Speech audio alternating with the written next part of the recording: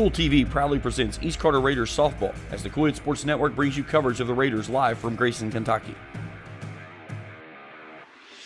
Now let's head to the field for the pregame show and East Carter Raiders softball live on Kool TV. Welcome to Grayson, Kentucky on the campus of East Carter Middle School. Greenup has made the trip down the Industrial Parkway, little trip down 64, taking the Grayson exit, and took a left and a right. And here we are. Both teams, two powerhouses in the 16th region, set to face off. East Carter dropped a game to Rowan County in just one of the best games I'd ever watched. Same could be said for Greenup County, a big-time win over Raceland as a girl that tagged up from second scored on a ball that was caught in deep right field. So, two great games for both of these teams. One won, one lost, and they're going to settle it right here in Grayson. We'll take a break. We'll be back on Kool TV. Hello, everyone. I am Rick Clark. Let me introduce you to Carlisle, Annabelle, and Zach. And as you can tell by these commercials, this family has a lot of fun. We have a great team here at Clark's. And we would love for you to join our family. Whether you're a young person looking for your first job, someone who's looking for extra work, or maybe you're ready to start a career at a growing company, we want to talk to you. To find out more and start the process, go to myclarkspns.com. Clark's Pump and Shop. Return. Refresh. Refuel. River Cities Builders is a licensed general contractor specializing in commercial and industrial projects, and they have a history and reputation of providing top-notch expertise through their experienced and devoted workforce. River Cities Builders also is a gas facility maintenance company offering petroleum equipment maintenance and EMV compliant upgrades for smart payment terminals, and they offer 24 hours, 7 days a week emergency service. Call 606-473-4112 or visit rivercitiesbuildersinc.com. When you have business away from home or a planned event far from your comfort zone, you're probably going to need a little help. Let A&A Porta Potties assist you with all your portable toilet needs. Whether on a construction site, planning for an outdoor wedding, or any other outdoor event, A&A Porta Potties are here to assist you. A&A Porta Potties also rents out storage containers, office containers, cooling fans, tables, and chairs. A&A Porta Potties, there is no event too big or too small for us to accommodate you. Where does your money go? When you bank with us, your deposit becomes your neighbor's loan. A real estate agent sells a house. They get a commission. They deposit it with us. We use it to make an auto loan to one of our customers. Hometown people helping each other grow. That's what it's all about. First and People's Bank and Trust Company, member FDIC. We are the home office. Osman Pharmacy and Grill, located at 89 2nd Street in downtown Vanceburg, Kentucky, offers fast and friendly service with a hometown feel. Check out their specialty items in person or order them online at osmanpharmacy.com. Osman Pharmacy and Grill also has daily dinner specials where you can dine in or get your order to go. Stop by or call Osman Pharmacy and Grill today. Osman Pharmacy and Grill, 89 2nd Street in downtown Vanceburg. Back out here on Kool TV. Greenup County taking some pregame infield. Each Carter's already done that. When we got in the parking lot, Jeff, it was raining, and we decided we were going to come up here in the press box and only run one camera. Of course, Jeff set up three because he is the man, and we just wanted to be up here with our East Carter faithful. And good crowd on hand. So I look down to my right. I can't see down to my left. I'm going to have to stand up when the game starts, actually. So field needed the rain bad. It was very, very dusty. So the rain didn't hurt the field at all. If anything, it helped it. So it'll slow the ball down just a little bit. We've seen the ball kind of come off the bat a little faster when East Carter took on Rowan County. The ground balls took a little different hops. So expect a little more projection on these paths of these ground balls. So Greenup County is a visitor. They will see the plate first. We do have their lineup, and we just got it, so I'm writing it down in my scorebook. But it looks like home plate umpire, is that Jerry Foster? Yeah, I believe that is Jerry Foster, and there was another one, but I can't see him now. So as the crowd begins to file in from Greenup County and East Carter, we'll take a break. We'll be back on Kool TV. If you can picture yourself in a better job and a better life, there are thousands of openings in Kentucky right now. And with the Work Ready Kentucky Scholarship, you can prepare for many of them tuition free. Go to Ashland Community and Technical College. This scholarship offers 100% free tuition for classes that can prepare you for a great job in healthcare, advanced manufacturing, and more in as little as 13 weeks. Get started today at workreadykentucky.com. Looking for the latest archery gear? Check out Border Sporting Goods for your best selection of Hoyt and Matthews bows, as well as 10-point crossbows with a full selection of accessories for all your hunting needs. Borders also offers a full selection of shotguns and rifles with plenty of ammunition and reload supplies, along with a full selection of benchmark and case knives. Borders is your headquarters for the largest selection of Liberty gun safes in the area, no matter how big or small you need to keep your firearms safe. Before your next hunting excursion, stop by and stock up at Border Sporting Goods, US 60 West in Ashland. I got kicked off campus, but they let me back on because my dad knew the dean.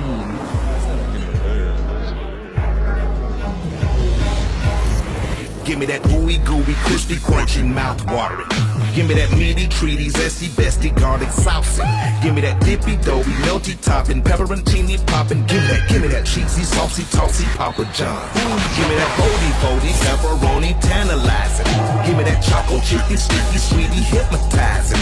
Give me that dippy, drippy, drummy, ripping, Papa wanging. Give me that cheesy, saucy, tossy, Papa John.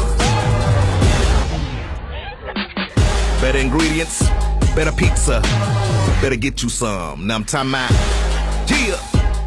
When you want real, authentic Mexican menu items, you want Tres Hermanos Nunez. Accept no substitutes. None compares. Fajitas, tacos, burritos, quesadillas, chimichangas, even vegetarian choices. A kids menu, desserts and salads, a tasty, budget-pleasing selection for you and your family, unlike any others. Should be your first and only choice for authentic Mexican all throughout the tri-state. Ashland, Greenup, Grayson, Paintsville, Canova, South Point, Olive Hill, and Cannonsburg. Tres Hermanos Nunez, the best around. I'm April Perry, the CEO of Kentucky Farmers Bank. On average, our employees have been with Kentucky Farmers Bank for over 10 years, and that is important to you and us. We want you to know who you are dealing with. Whether you are financing a new home, buying a car, or remodeling your kitchen, Kentucky Farmers Bank is the better bank for all your needs. Kentucky Farmers Bank, the better bank for all your financial needs since 1931. Located in Ashland, Summit, and Catlettsburg. KentuckyFarmersBank.com. Member FDIC and Equal Housing Lender. Here on Kool TV, as we get a little bit closer to first pitch, let's see what the time is. I don't have my Apple Watch on. 6:01. Yeah, we need to get right we need to get this game going.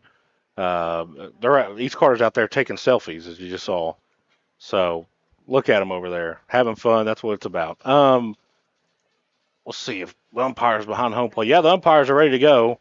Welcome to East Carter Middle School here for tonight's matchup between the Lady Raiders and the Lady Musketeers. We'll take you down to the And field. now, let's get ready here for our starting lineups. If someone can text me a copy of the East Carter one, I don't have one over here right now. Starting off first with the visiting team, the Lady Musketeers from Greenup County. Batting first out in center field is going to be number 7, Adrian Wells. At third base, number 16, Layla Matthews. Batting third, the shortstop, number 27, Skylar Lawrence. Batting fourth is going to be the catcher, number 12, Maddie Steele. Batting fifth is going to be the first baseman, number 10, Addie Branham. Batting sixth is going to be the pitcher tonight, number 8, Laken Cooper. Batting seventh is the designated player, number 6, Kennedy McCoy. Batting eighth is going to be the second baseman, number 25, second baseman, number 25, Charlie Grayson. Batting ninth is going to be the right fielder, number 13, Haley Hall. And your left fielder tonight is going to be number 15, Madison Ross. The coaches for Greenup County is Adams and Kegley.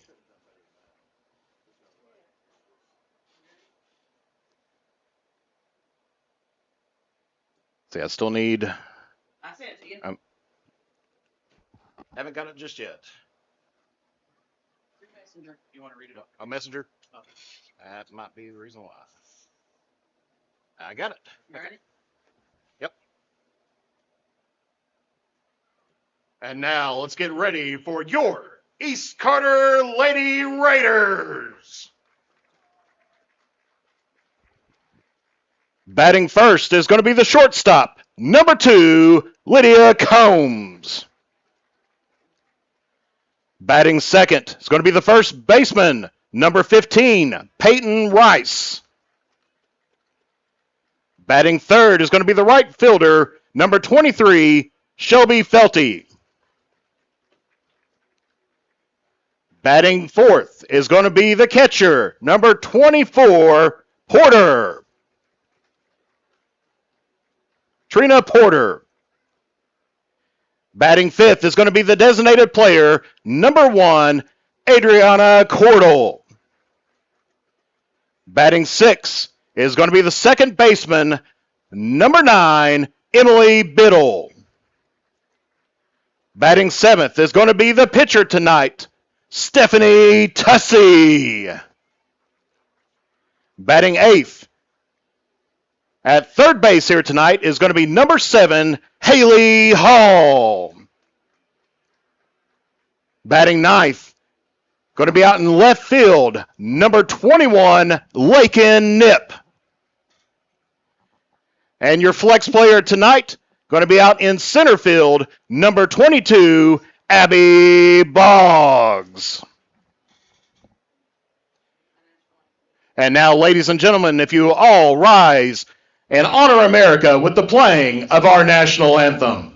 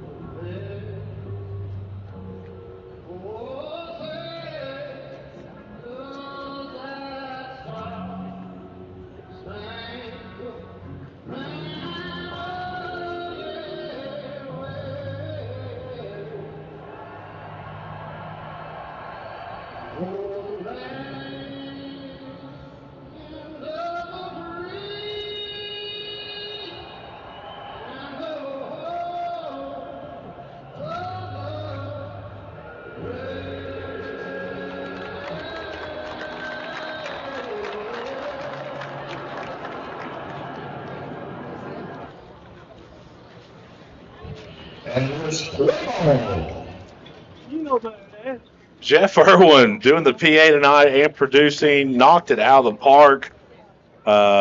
Jeff, I know you can hear me and you can talk. Very well done, sir. Yeah, I think I've done that just a few times in my life before. Your announcing voice came out of nowhere. I looked around like, where did that come from? So your voice and it changed, the tone of your voice changed. It was very good. I could have done any better than that, that's for sure. So Greenup County will see the plate first. Wells, Matthews, Lawrence due up for the Lady Musketeers. Coming off one of those big-time wins over a very good Raceland team. Jeff, when you talk about the top of the 16th region, East Carter and Greenup County, two teams you got to mention. Yeah, if you take a look at the whole lineup of the top four, these are two of the top four teams that's in there. You got to throw Raceland in the mix. Round County in the mix. Right. And I mean, we're in for a great ball game here tonight. Of course, last time we were here, you saw that Rowan County team come back and have a huge top of the seventh, which ended up kind of nailing the coffin for the Lady Raiders, who kind of played from behind all game long, then tied it up there for a couple innings, and then just never really could put it in gear. And it was just one of those things where some days you just spin your tires in mud. Yeah, it's one of those things that, this is about, we're getting closer toward the end of the season. Some of the players are going through some injuries, and they're going through, maybe a slump or two, right now.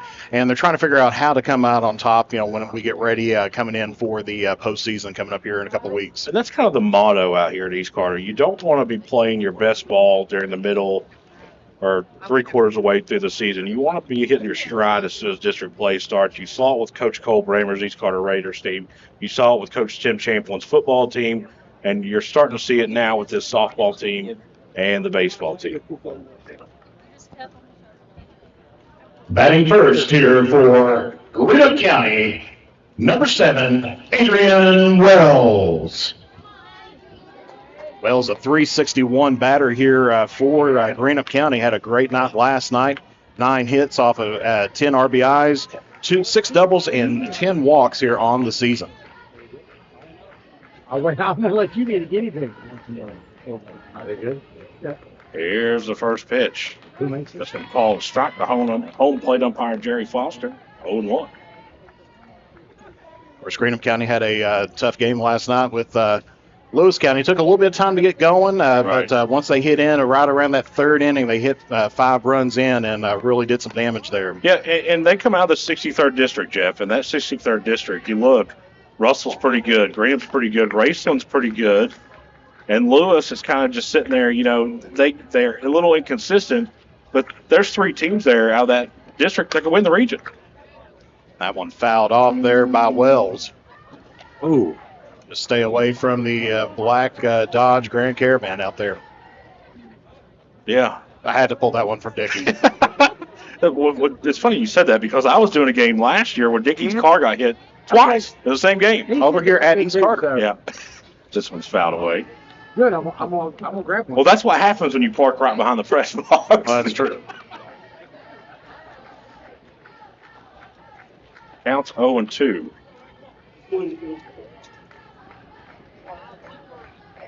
One ball, 2 strike here now to Wells. Tussey goes in there, wind up from the circle. That one's going to be fouled off. Yeah, I'm kind of interested to see what happens if I press the horn button. If there's no horn. Okay, well, that just ruined all the fun for the night, Jeff. Well, I'm being from Russell. You're expecting a train horn out there. Well, you had to, yeah, that's true. This was a hard hit ball in the left field. Couple bounces, gets past the left fielder. Rounding first and going to second as well. She'll be in there with a stand-up double to begin the game for Greenup County. Pulled that one right down the line, Jeff. Batting second for Greenup County, number 16, Layla Matthews. So Layla Matthews coming up to the plate here, a 4.59 batter, 9 hits, 11 RBIs, 2 doubles, and 8 walks here in on the season for Matthews. Tussey here got a runner at second. I thought it was a girl. I thought it was a girl we got it. Look like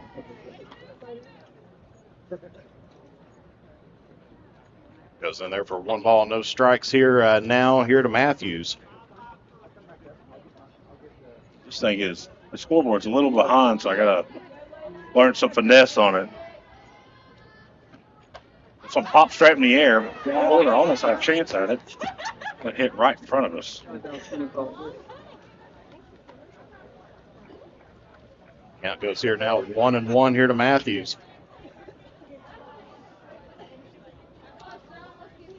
Runner on second, no outs for Greenup County. Leadoff batter double. Runner in scoring position for Matthews. Breaking ball misses high, 2-1 now.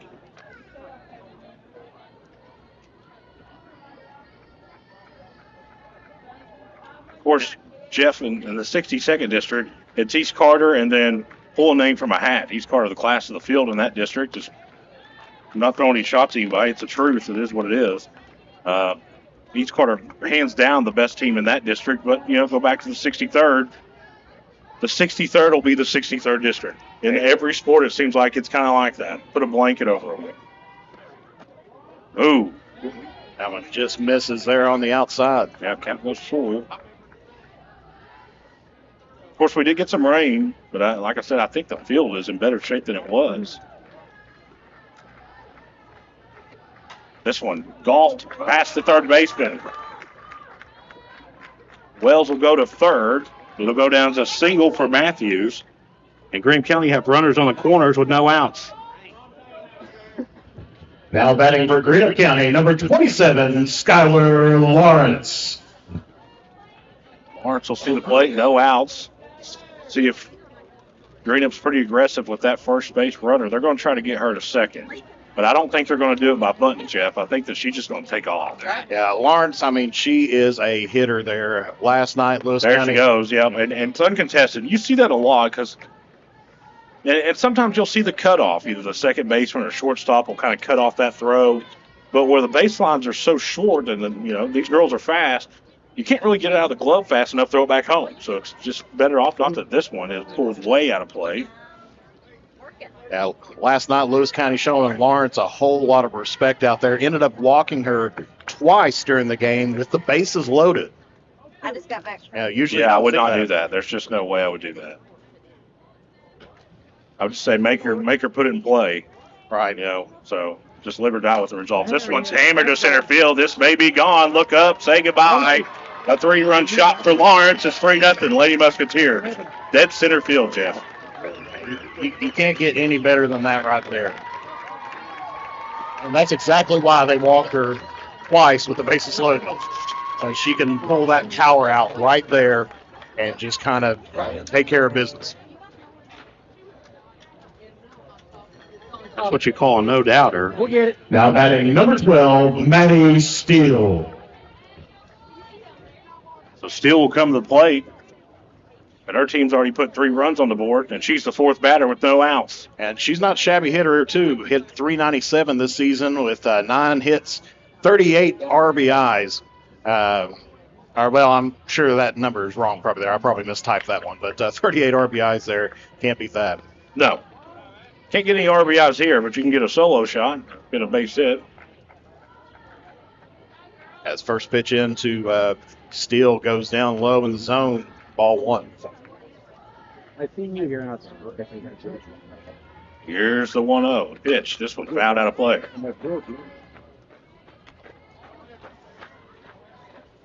I'll tell you what, if you were an East Carter softball player, you'd have to pick up an extra package on your auto insurance. I think you would. You would. Or you'd have to park over at the Hardee's or Tiger Mart over there and walk it because there's an awful lot of foul balls in the parking lot over there.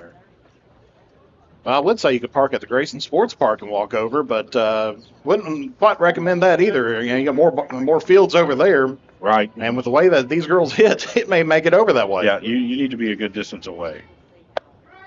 Called strike also, 1-2. East Carter trying to get their first out here. And this is just a record on repeat. This is exactly how the Rowan County game started. They were able to put 2 across in the top of the first. And then went several innings without any runs. So this one's blooped into foul territory down the right field line. Bad one.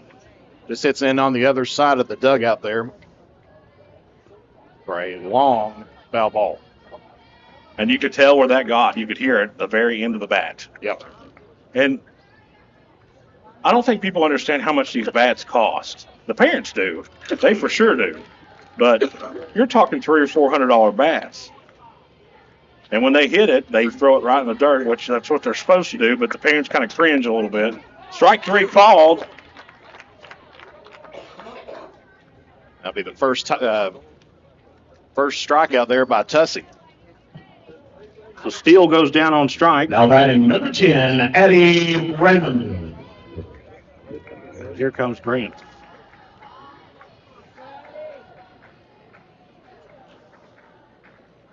Maybe you're starting to see East Carter settle in just a little bit here.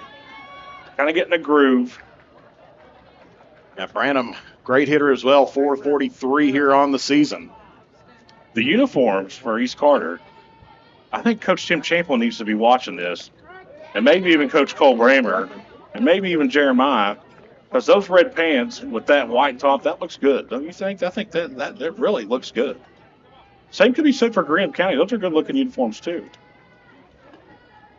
These are fouled away. Now, the word around Grayson is people have been trying to get Coach Tim Champlin to get all red uniforms for a long time, but he won't do it. There's got to be a reason why. Yeah. So, All right. I don't know. I've always been I've always just liked the all-white uniforms. I don't know. I think they look the best. 0-2 pitch. This one popped in the air in the shallow right field. Second baseman takes a couple steps to her left and makes the catch for 2 outs. Now batting the pitcher, number 8, Lincoln Cooper. So now, Jeff, I hate to say it like this, but this is the way it is. If you're coming to the plate now for Greenup County, you really don't have a whole lot of pressure on you because your team's already put 3 runs on the board here in the top of the first. Well, right now it's pitcher versus pitcher here, and she's going to try to help benefit her own cause early on. Of course, Cooper hitting .371, 9 hits, 6 RBIs here on the season, a double and 5 walks. This one hit opposite field foul. Of course, I said I wouldn't walk her. I would just live with the results, and she hits one on top of the batting cage. Yeah, maybe I wouldn't do that. No. Well, that's what I was saying. Yeah, maybe I would walk her, actually. I don't know what I was thinking. It's one of those that when she comes up, everybody takes note. Yeah, well, absolutely. This one hit right to second baseman, who makes a heck of a play, throw to first, and that'll in the top of the first.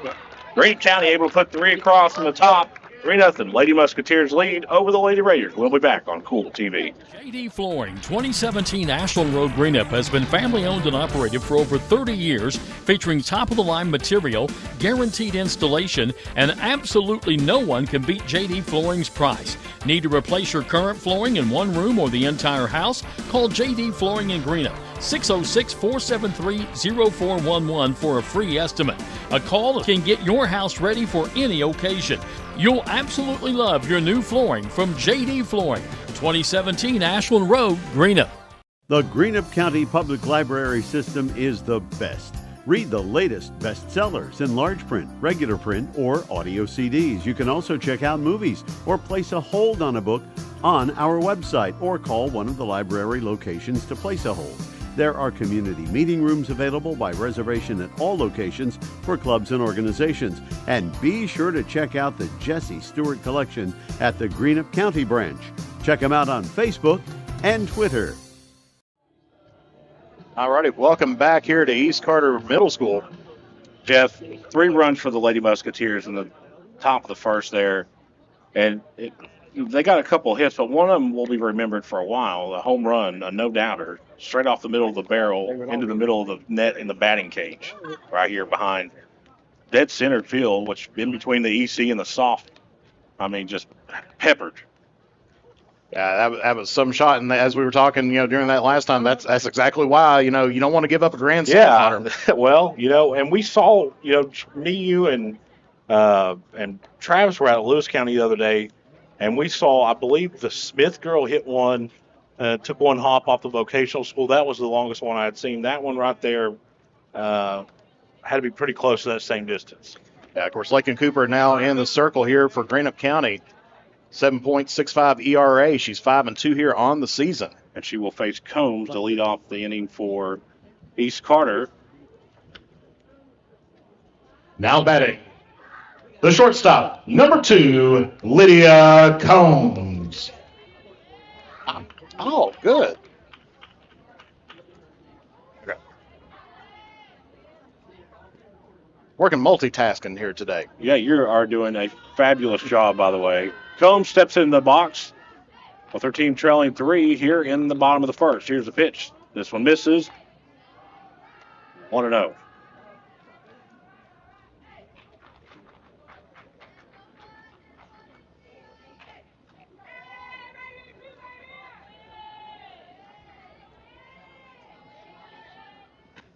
This one hit straight up the middle. It's going to be a tough play. It gets through. That'll go down as a leadoff single for the Raiders. Now here comes number 15, Rice. Pitched very well against Rowan County, Jeff. I know you weren't here for that one. She pitched extremely well. Gave up 2 runs in the top of the first, but kind of settled in there and kept the Lady Vikings scoreless for several innings. Just one of those games, like we said in the pregame, kind of spun the wheels in the mud there for a while. Each car couldn't get the bats going. Just call it what it is. Rice hitting 517 here on the season, trying to look to expand out that number here tonight. Well, she was about to take it over that Bond construction sign with that swing.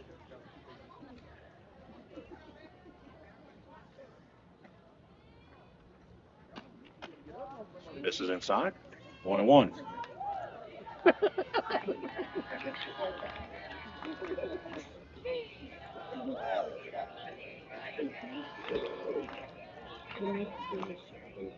One and 1 count to Rice.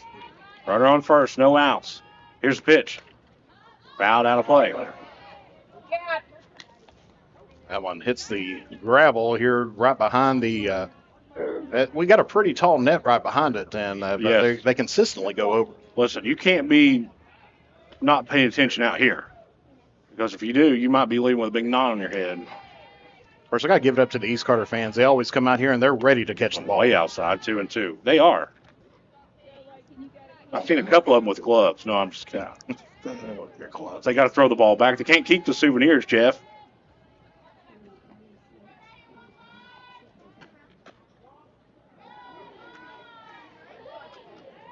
We got a full count, Jeff? I think so. They called that one ball 3-2 now. Plate discipline.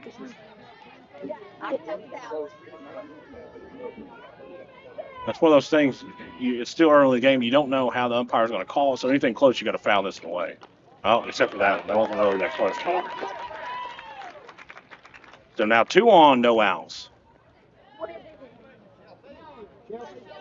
And that's going to be bringing up right now number 23, Shelby Felty, hitting 519 on the season, 42 hits and 28 RBIs.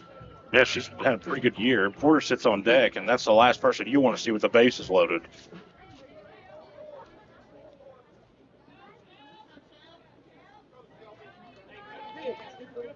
Felty steps in the box.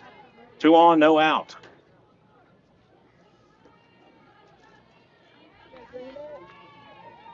Here's the pitch. And there for strike. 0-1. Of course, Cooper came in last night to pick up the save there for Lewis County. Were you there last night? Yeah, I was there. Okay. This one fouled out of play again. This one might hit the top of the dugout. It will.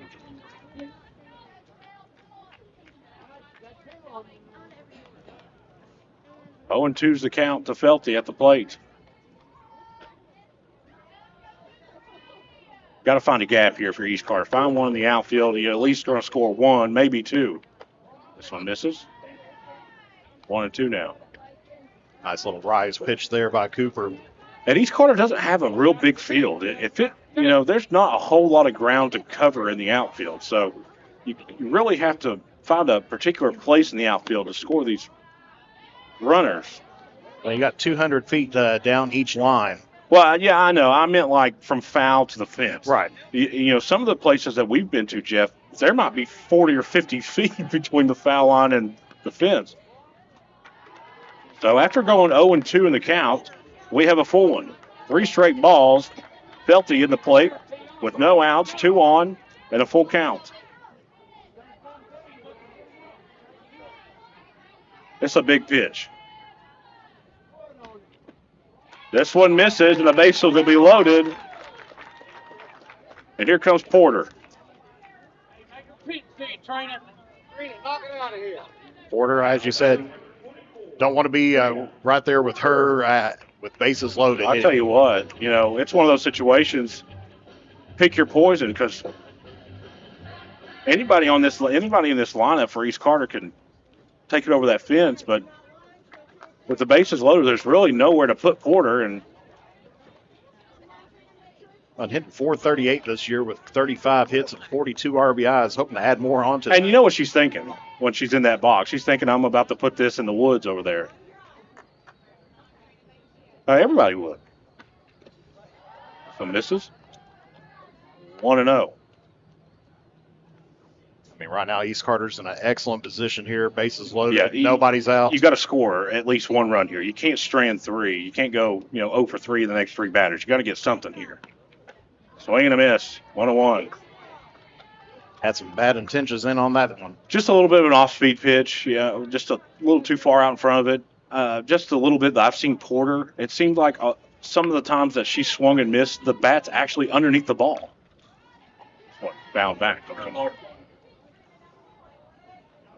And she does better against faster pitchers. I've watched them a couple of times.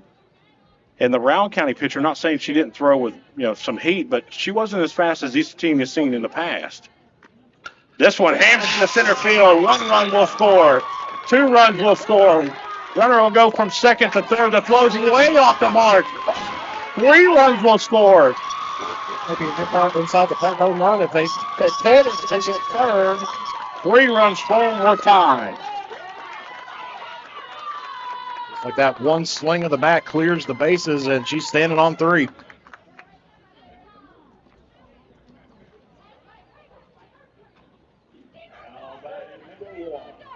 Jeff, I was just happy that I pressed the right button at this point.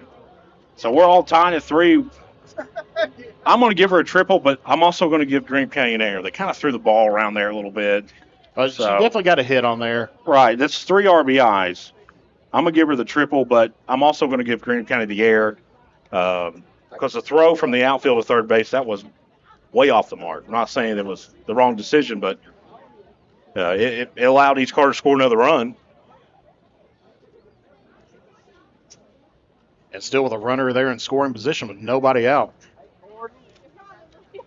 If you're in the Grayson area and you're just watching and you're hungry, come out here into this concession stand. We could smell it below us. What's down there? They smell like funnel cakes, fried pickles. They got hot dogs down there. Hot dogs, French fries, nachos and cheese. Go one way if they can't. I'll tell you what, I might have to pass the headset off to one of you guys, and I might have to walk down there. I was trying to get somebody else in here. 3-3, East Carter. Here's the pitch, way outside. It's one of those situations after giving up a triple right there, Portal, excellent batter right there as well. And in the bottom of the 4th against Rowan County, she kind of kick-started that comeback effort. Got on base or I can't remember if she knocked a couple in. I got it on my scorebook, but had a big part in tying that game up. This one just slipped out of her hand. Does that count as a ball? Should be a pitch, right? Huh? Not strike, I mean, it should be a ball. Yeah. 21 right now is count. See Dr. Foster down there. 3-1's the count to Kool. Still no outs. We're all tied at 3. Porter stands. Well, it looks like they had a pinch runner, I think. Yes, it looks like they have. I did not notice that. Well, East Carter has a runner on third in scoring position with Kool at the plate. Here's pitch. Way outside.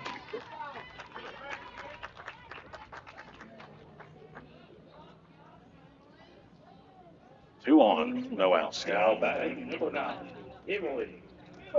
going to bring up Biddle now here for East Carter. 382 hitter here with 26 hits on the season. Played well against Rowan County. If you go back and you watch that game, Jeff, East Carter did struggle at the plate a little bit, but Rowan County won that game because of how they played defense in the infield. There was a game that both teams made good runs, hit the ball well, pitched well. Look for that matchup, maybe in the 16th region tournament. I'm telling you. And let's see, bring in Cooper there, a towel to kind of dry off her hand a little bit. Of course, it's been humid. I do have to give it that. It is a little humid, and it did rain there for about a couple hours. Not a heavy rain, but enough to make everything wet. Here's a pitch, squaring the bunt. Runner will take off, and that's almost a given these days. Is that if you got a runner on third, the runner takes off, there's most likely not going to be a throw.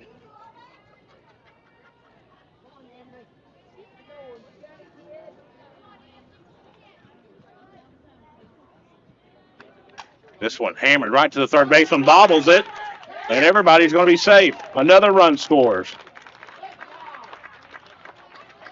Just like that, East Carter gets on top there, 4-3 now. Now batting number 6, Stephanie. And now you got Tussey coming up to the plate now. 365 hitter, 31 hits on the season with 24 RBIs. Well, Jeff, we haven't even got out of the first inning yet, and we have 7 combined runs. Well, you got to think Tussey's batting the 7th position, and there's not even been an out yet. No. We knew coming into this game, 2 top teams here in the region. Yep. And regardless, unless some triple play is pulled off or a double play, then something that we don't see, each car's going to have Combs back up at the plate here in the first inning. 1-2 now count. Here goes Frank.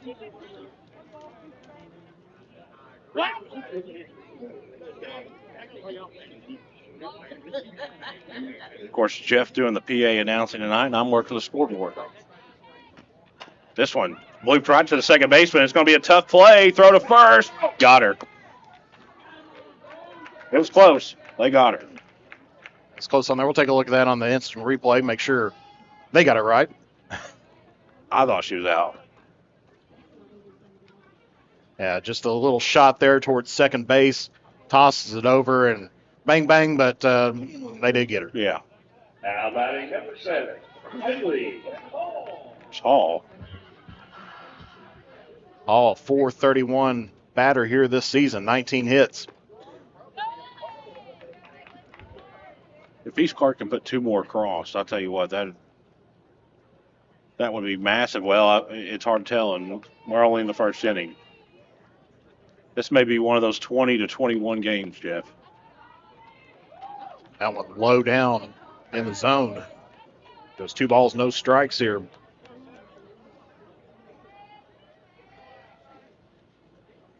Two no count to Hall. 2 on, 1 out. Here's the pitch. It's called strike, 2-1 now.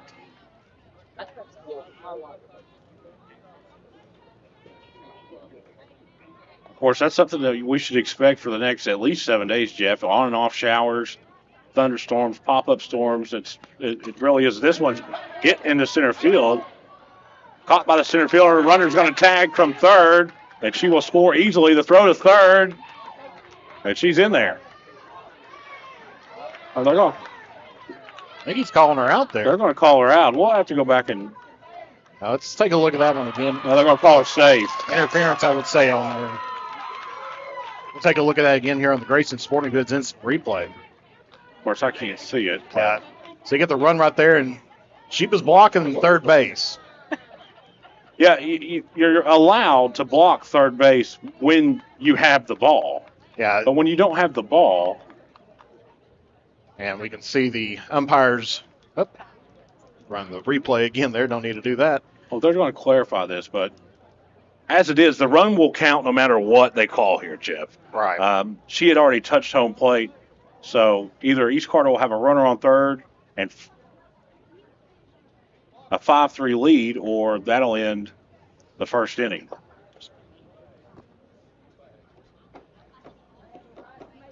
As we see down there. I thought they called. I didn't really see a whole lot of it because I'm kind of blocked by the window beam.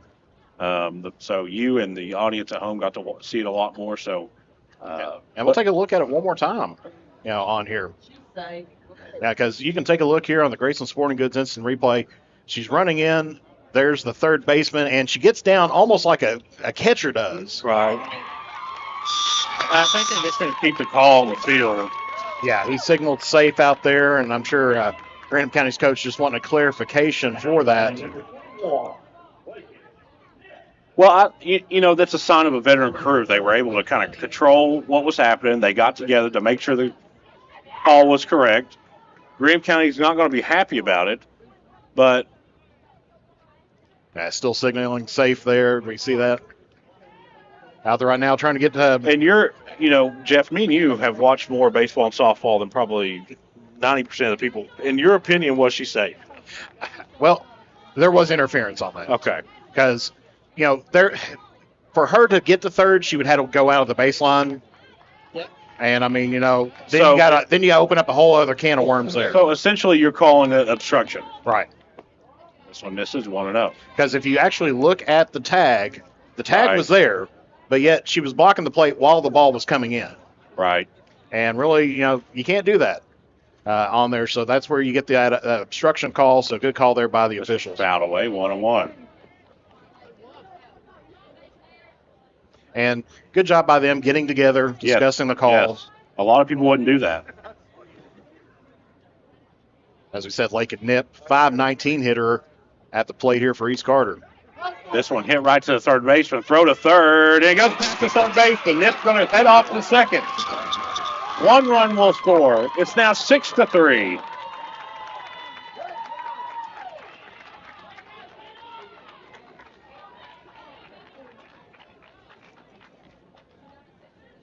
So, Jeff, no matter how you paint that one, that is an error.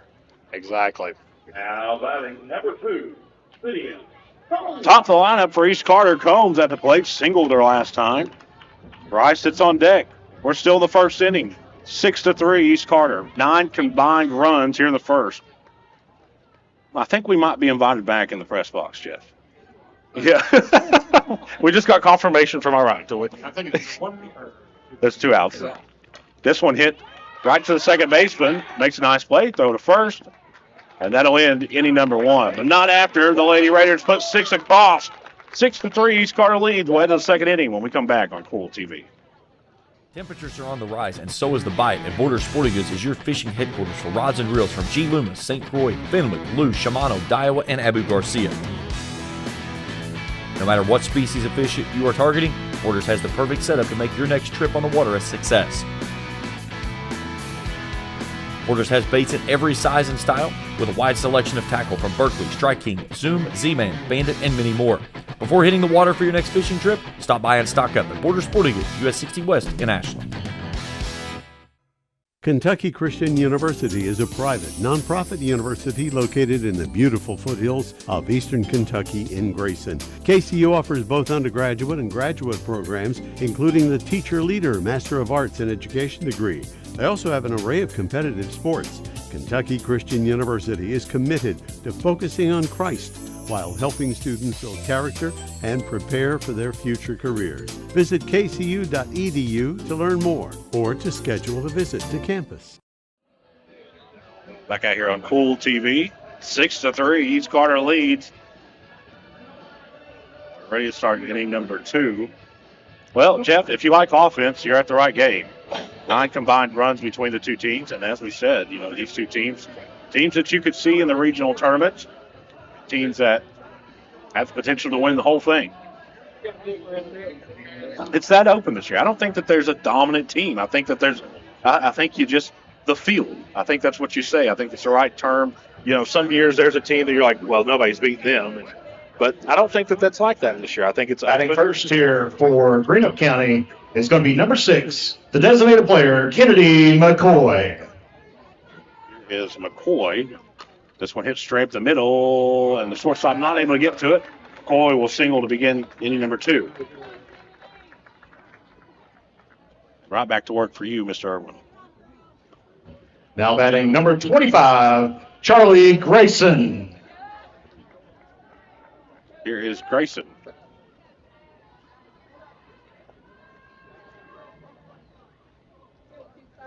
One on, no outs for Greenup County, trailing 6-3. Yeah, Grayson, a .294 hitter this season. So in the dirt, 1-0. There goes the runner towards second. Yeah, uncontested. Yeah, as you said, it's almost going to be automatic anymore. If the catch is a little bit off, on there, if it's in the dirt, they drop it. That runner's going to be heading on the second. Right. It sets up base running too there by McCoy. Here's pitch. Ooh. Check swing on that one. Not sure where that one missed. 2-0 now.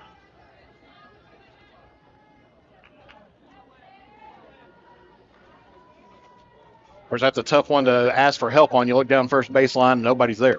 This one looped in the air. Third baseman underneath it makes the play.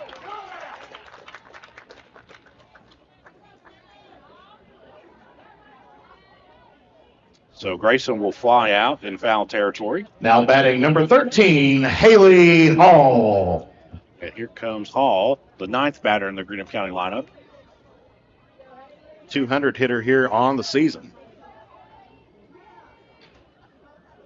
Here's pitch. Lays down a bunt. Third baseman charging. Bare hand. Throw to first. Got her. Yes, she did. It was close. I thought she was out. Graham County not happy about it. Yeah, take a look at that one on the Grayson swing. I thought they got her. I thought she was out. Yeah.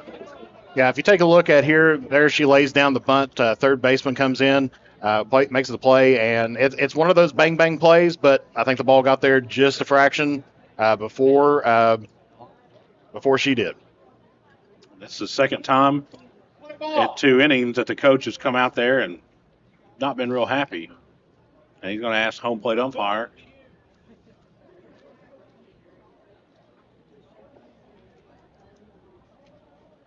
I thought she was out.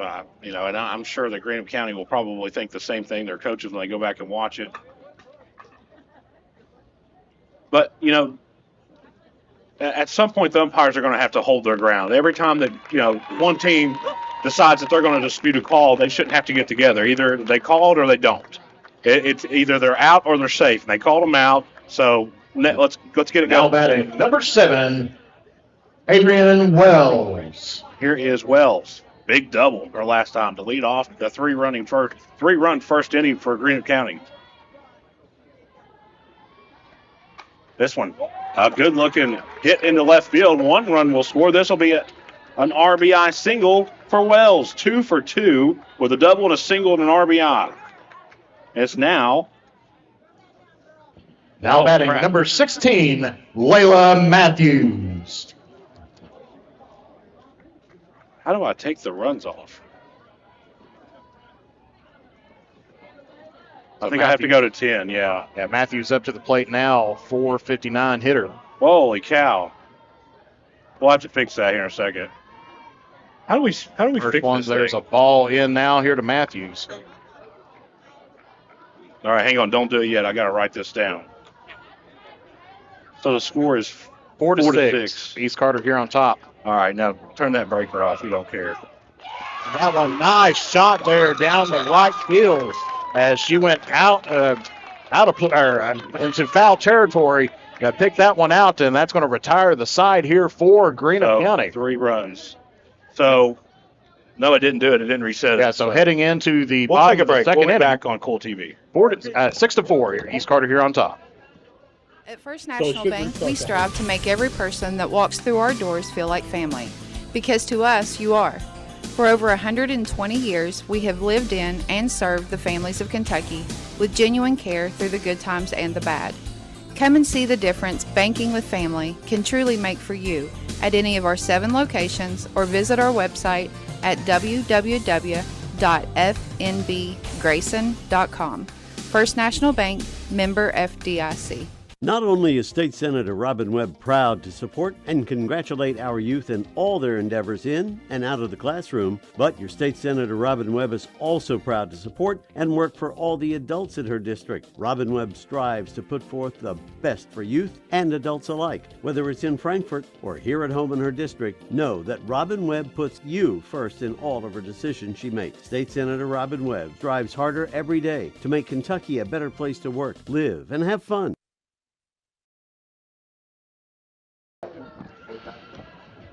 Back out here on Kool TV is I needed somebody to show me how to work the scoreboard because obviously I'm an idiot. So it's 6-4. East Carter leads over Greenup County. There's been so many runs scored here in 2 innings, Jeff, that the scoreboard couldn't handle it. And Peyton Rice now up to the plate here for East Carter. Rice walked her last time.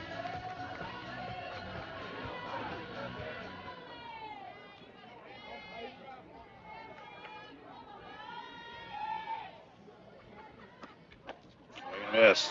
I'll tell you what, though, Jeff, if she gets a hold of one.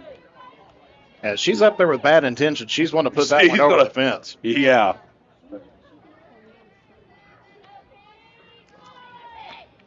This one is a very high fly ball, midway in the outfield. Right fielder makes the play.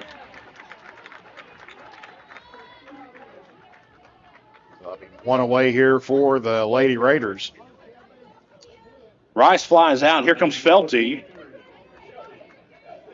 And you remember her at bat last time. Went down 0-2 quickly and then drew a walk. 4 straight pitches where she was just very good at holding her ground, very good plate discipline. And that's part of the reason why East Carter has a 6-4 lead. This one fouled away, opposite field, over the fence over there in the right field. And it's still rolling. That may hit the middle school. It's almost like if you ever seen the movie Tin Cup when he hits that drive shot down there from the long drive contest. This one, another one. This may get a car. That was lucky. And I like how everybody from Greenup County and East Carter turns around when there's one of those questionable foul balls just to make sure it doesn't hit their car. 0-2 pitch, one away. This one over the head of Felty. 1-2. Porter sits on deck. 3 RBI triple her last time at bat.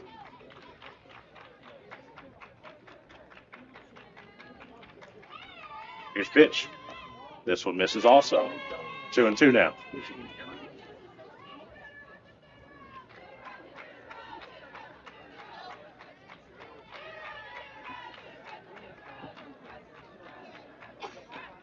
This one chopped right up the middle to the shortstop.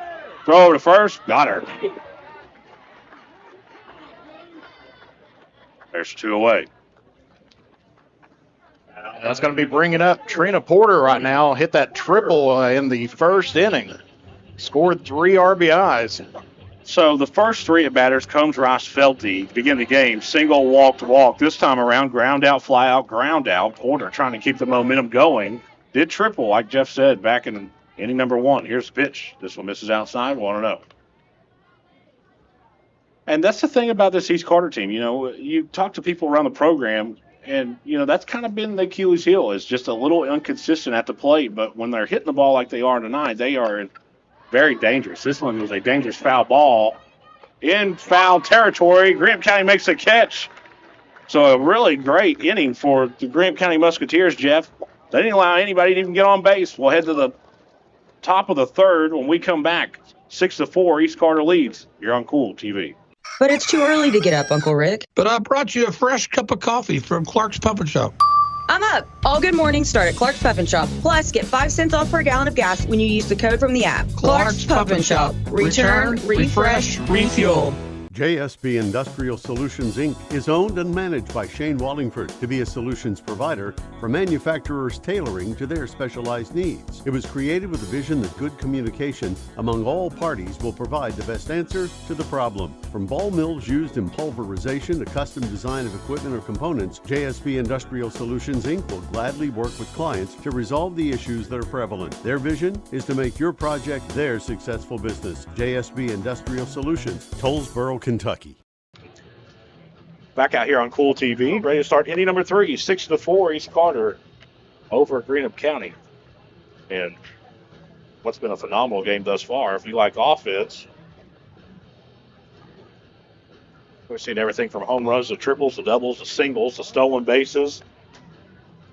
Speaking about home runs, you're taking a look right now at Skylar Lawrence coming back up to the plate. Yeah, you walk this girl. You don't even pitch to her. She's too dangerous. She's a weapon that Greenup County has, and I understand why you walk Miss Lawrence, because she hits them on top of batting cages everywhere she goes. Even if it's in the other field, like at Lewis County, she'd take one, and there she'd have to hit it off the Texan. I tell you what, it's players like that give you the confidence that you need to go and win a region championship. Now batting the shortstop, number 27, Skylar Lawrence. As we said, Lawrence, 3-run home run, a no-doubter. Landed on top of the batting cage net out in center field back in inning number 1. Let's see if they pitched to her. Interesting. Jeff did the game last night at Lewis County. They said they walked her, 3 times? Walked her twice. Twice. And it was bases loaded. Oh, they're going to challenge her. This one misses, 1-0. We've got to dance around that plate here during this at-bat here. Yeah, you can't throw any fat pitches when you have a dangerous batter in the box. And, it's easy for me to say, but just one of those things. Now 2-0.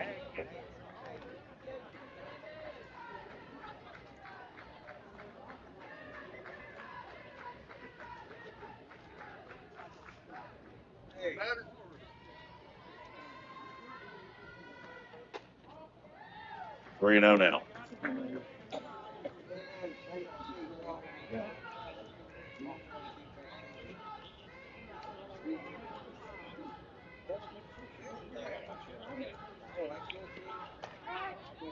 Three and 1. That one goes straight through downtown. Yeah, but I don't think that a lot of teams won't give the green light on a 3-0 count. No. It's one of those that you can easily get benched for that one. Right. This one fouled out of play. I think we're all guilty of swinging on a 3-0 ball 4. I know. It's one of those. I like the high ones. Oh, yes. But you never hit them. I never hit them. Ever. This one popped up in the air. It's going to stay in the infield. Second baseman underneath it and makes the play.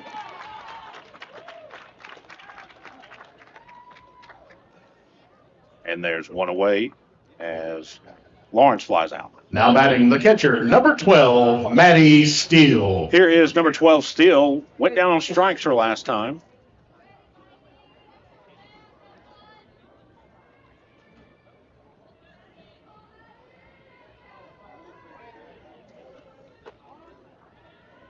Misses 1-0. Of course, Jeff, I actually got to watch a little bit of Kentucky's softball team last night against Tennessee. That was a back-and-forth matchup until in the final couple innings, Tennessee kind of broke that game open. But at the time, Kentucky softball is ranked 24th in the country. Yep. And their baseball team's top 5? Top 5, yeah. Top 5. So, that was not the case when I was in school, and I think that it's a product of keeping kids that live and play in Kentucky on Kentucky teams. Ball there. Because if you look at the roster for the softball team and the baseball team, there's a lot of kids from the state of Kentucky on there. Well, it's one of those things that everybody always said Kentucky was just a basketball school. Well, I guarantee they ain't saying that now. It's like, Kentucky football doing a great job, getting, multiple bowl bids, winning some bowl games. And then and a couple of 10-win seasons. Well, and then even volleyball. Yes. UK is one of the top volleyball teams in the country. And soccer. Their men's and women's soccer team, of course, they compete in Conference USA in soccer. I think so. A lot of people don't know that. The SEC does not have a soccer league set up yet, so they play an actual Conference USA, the men's and women's soccer. This one popped up in the air, and that may get us. Nope. That's out of play there. 2-2 is the count, one away. Steele's at the plate. Brandon on deck. She grounded out her last time.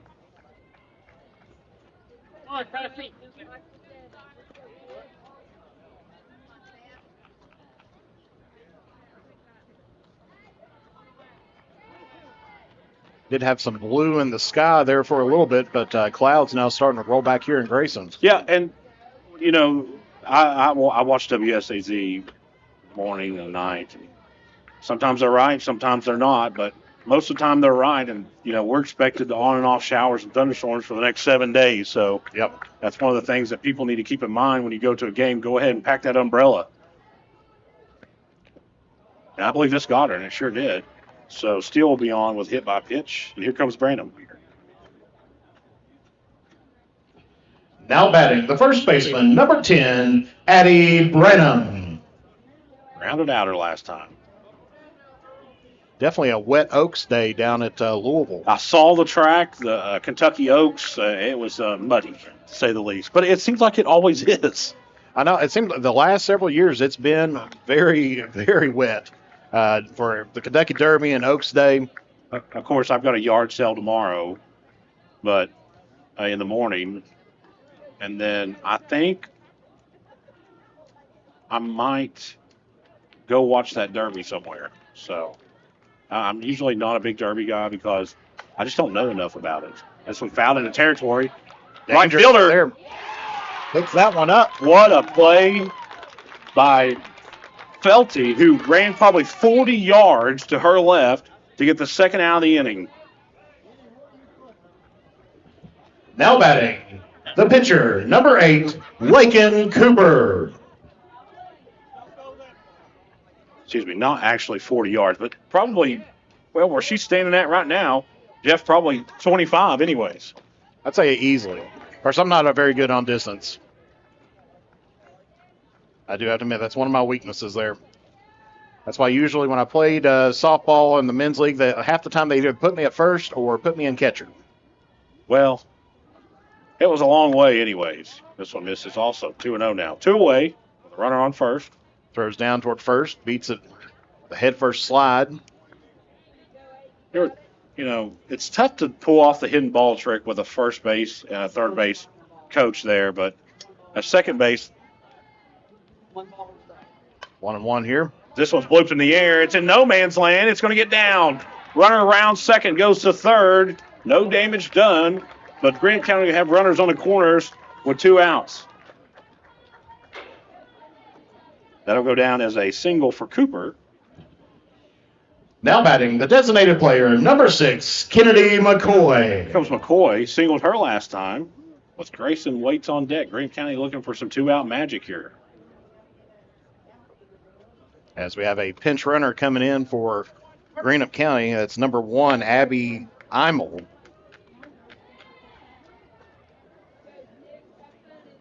As we see Kennedy McCoy taking a few practice chops there. 3:17 here on the season.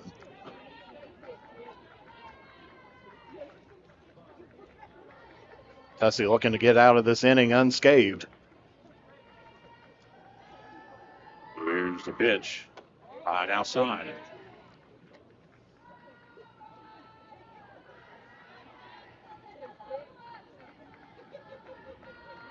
I'll tell you one thing you got to give Greenup County props for. They've got the cheers down in the dugout. They do. I think I was chanting one in my sleep last night from hearing it so many times in the other game against Rowan County.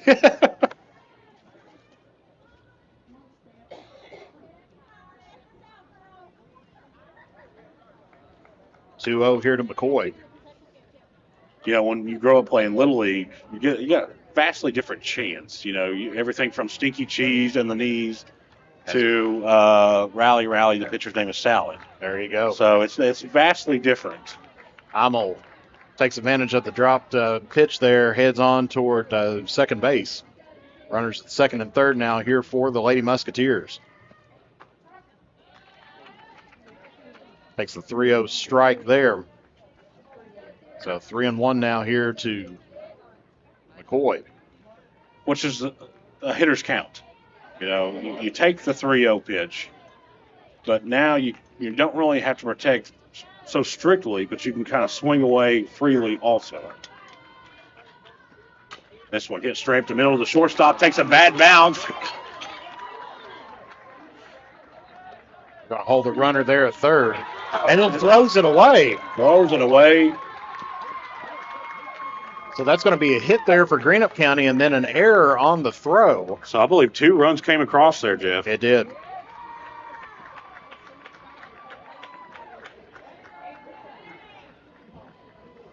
Now batting the second baseman, number 25, Charlie Grayson.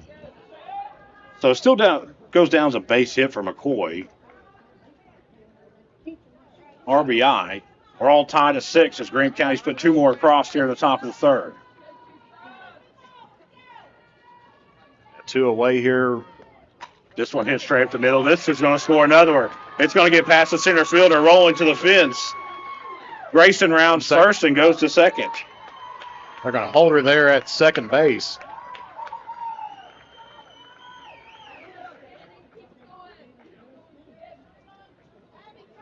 RBI double for Grayson. So that should be 7-6 right now. Greenup County taking the lead.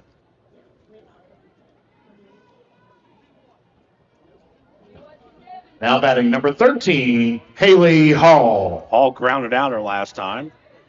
Here's a pitch. This one called strike, 0-1. It's one of those games, Jeff. Fortunate for East Carter, they get the last at bat, and that may be the winner.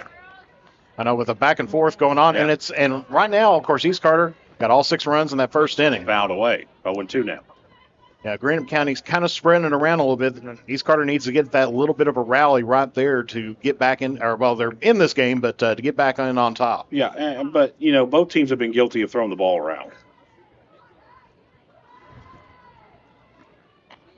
This is high, 1-2 now. Sometimes, I'm not saying that either one of the situations we saw early in the game was part of that, but sometimes you just kind of got to eat it. You can't throw it and force one and make a situation worse. This one's fouled away. So 1-2 still to count here. Yeah, it's a situation that you got to get in there and realize that, it's a Friday night. You played the night before, had a big district game. Well, you got to think, there's a lot of emotions right now on baseball and softball fields. School's about to end. Graduation's getting ready to start. Getting closer to the end of the season. You're getting closer to district play. Well, and not to only count proms, too. Proms. Just a lot of things going on, and everybody's excited. And I think that plays into the game, Jeff. It does. It's one of those things. I think West Carter even had a game. Well, they do have a game scheduled tonight. I think it's their senior night actually tonight, and prom tomorrow. Right. Here's the 1-2. Swing and a miss. We'll head to the bottom of the third. Greenup County puts 3 more across. 7-6. Lady Musketeers lead over the Lady Raiders. We'll be back on Kool TV.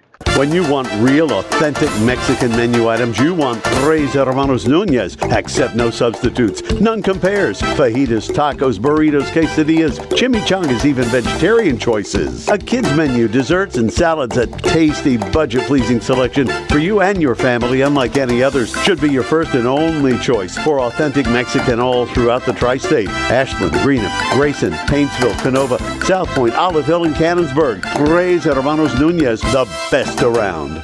I got kicked off campus, but they let me back on because my dad knew the dean.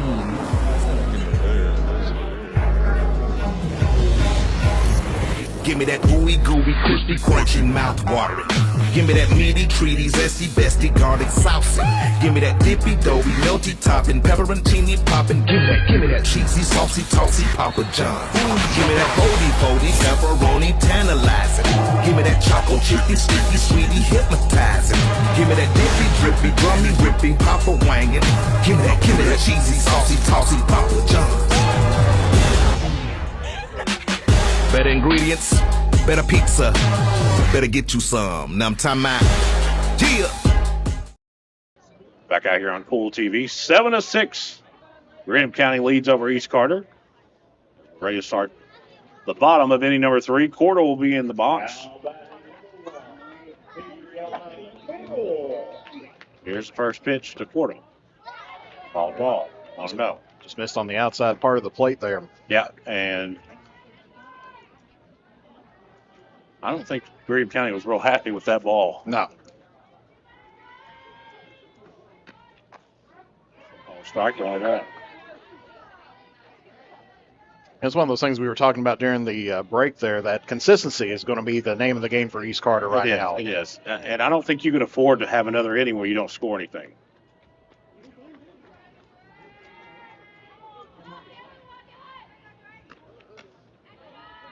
To a 1 now. This one misses high and outside.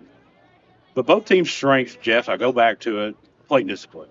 Right. You see a lot of the counts go full, and there's a reason why. That's a quality of having 2 pretty good teams. This one's fouled away.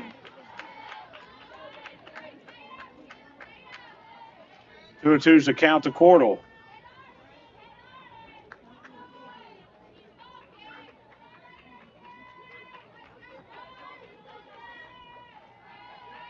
2-2 pitch. If it misses, count goes full. Yeah, full count once again, as you said there. Great discipline there. Pitch was, kind of a sinker going into it. Or play it down. This one fouled out of play. That one heading to the dumpsters behind Yep. the cafeteria here. Yep. I wonder what the softball budget is here at East Carter. I guarantee you they go through a bunch of them. Because you got to think, even though that they get it back, it's hitting that concrete and gravel out there. So, anyway, it's out. Be in there. Did they hit her? Ball four, no matter what. Yeah, that's what she's going to be on no matter what. So, of course, we're up in the press box, so my view's kind of. So Biddle's going to be up next here for East Carter. Reached on an error last time. Al batting, number 9. There's the pitch. This one fouled out of play.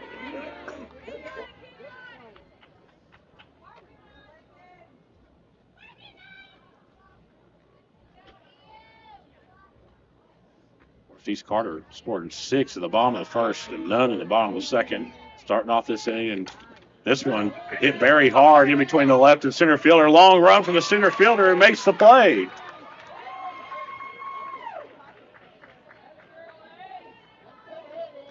Great job out there chasing that one down and bringing it in. So here comes Tussie, grounded out her last time.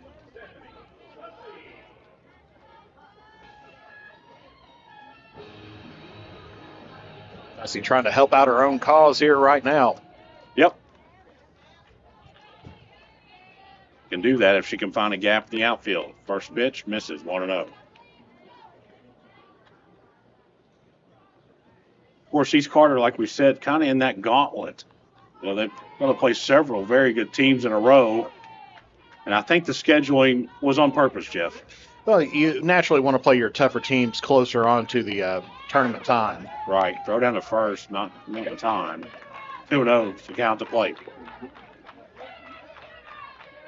Because I know, being a former volleyball coach and everything, the best team I can tell you that does that is Round County Volleyball.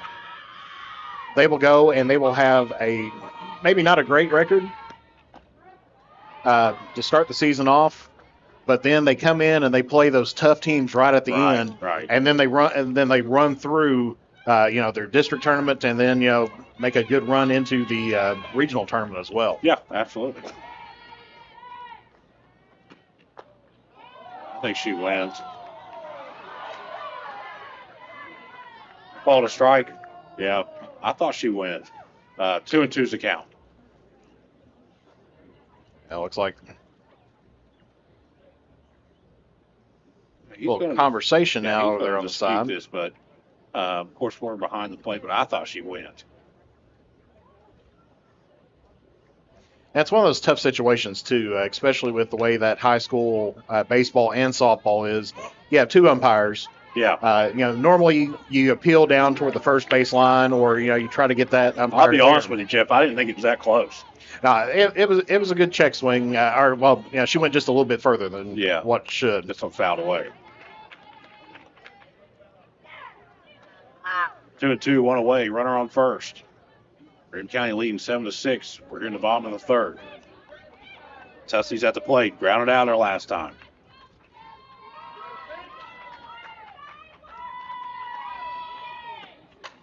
Hard hit ball in the center field.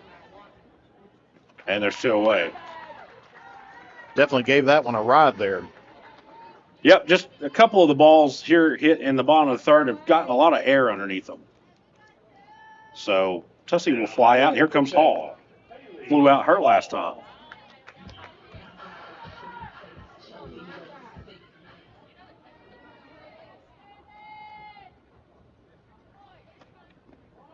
This is 1-0. It's one of those things, in most of the games I've been to, it seems like teams rally when there's 2 outs. Some of East Carter's best innings they've had this year have come with 2 outs. So East Carter looking for another one of those 2-out magic innings. And you got to think, sometimes as a pitcher and as the infield and as your defense in general, you kind of relax a little bit when you get those 2 outs. Right. Call strike 2-1. Yeah, it's one of those things that, you get there, your defense is thinking just one more, we got to get this. And then sometimes it gets in your head a little bit in the defense. If they start getting, 2 or 3 runners on. It's kind of that analogy, sometimes you feel like you just can't get an out. And just like in basketball, sometimes you got to see it go through the basket to break that slump. Right. 2-2's the count with 2 outs. A runner on first. Greenup County leads by 1, 7-6. We're in the bottom of the 3rd inning. Ball's at the plate. Flew out her last time. And pops this one in the air. The shallow left field shortstop scoots over and makes a grab. That'll end the 3rd inning. Ahead of the 4th. Greenup County still leads 7-6 here on Kool TV. When you want real, authentic Mexican menu items, you want Tres Hermanos Nunez. Accept no substitutes. None compares. Fajitas, tacos, burritos, quesadillas, chimichangas, even vegetarian choices. A kids menu, desserts and salads, a tasty, budget-pleasing selection for you and your family, unlike any others. Should be your first and only choice for authentic Mexican all throughout the tri-state. Ashland, Greenup, Grayson, Paintsville, Canova, South Point, Olive Hill, and Cannonsburg. Tres Hermanos Nunez, the best around. I got kicked off campus, but they let me back on because my dad knew the dean.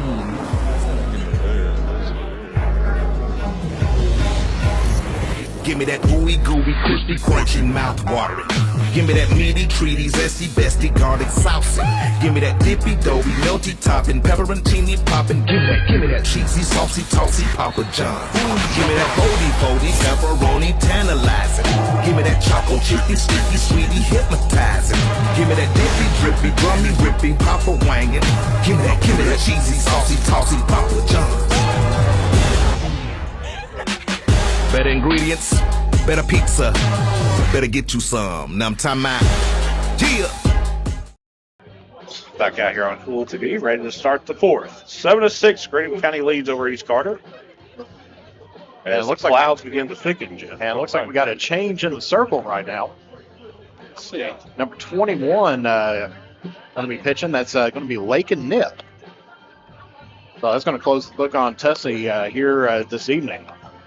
Of course, Nip, 3 appearances this year. She's 3-0 with a 0.00 ERA.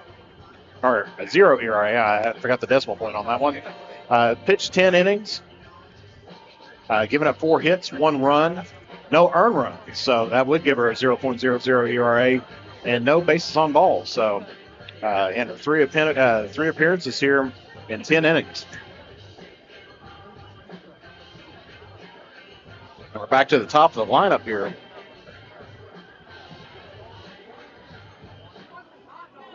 Now batting, the center fielder, number 7, Adrian Wells. Wells was 2 for 2 on the day with a single and a double. RBI single her last time. This one fouled away. Spencer was saying right at the beginning, wondered kind of where my announcer voice come from. Former voice of the Comets, Lady Comets, football, basketball. If there's been a sport, I've about done something for it. Golden Cords Irwin over here to our left. Check swing there. Did she go? They're going to ask. They're gonna Feeling down, and he says did not go. I didn't see it.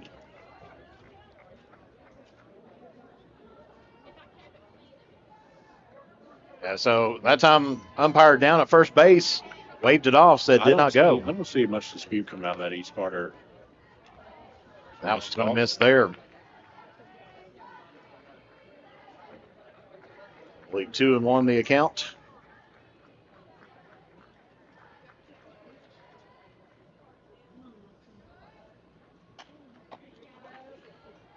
Fouled away. 2-2 now to Wells.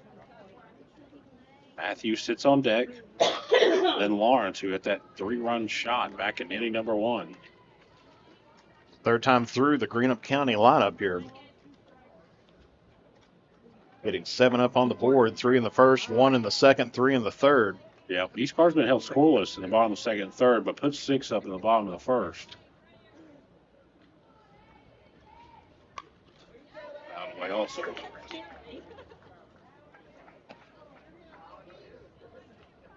Hey, thank goodness this isn't church league rules softball where the third foul is an out.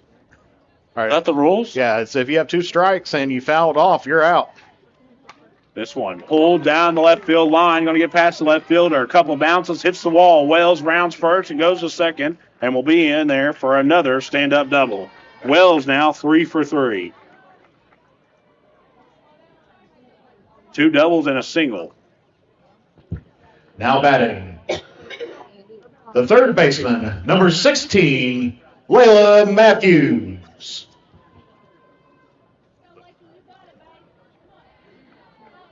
Matthews singled back in the first. Runner in scoring position with Wells on second. Here's the pitch, squaring to bunt. Ball's outside.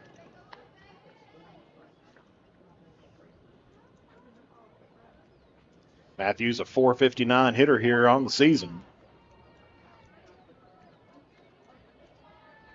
1-0. Here's the pitch, squaring to bunt. Bunt's laid down, it's foul. And just dropped her bat just a little bit too much on that one, kind of angled it backwards. Trying to get that runner advanced over to third base.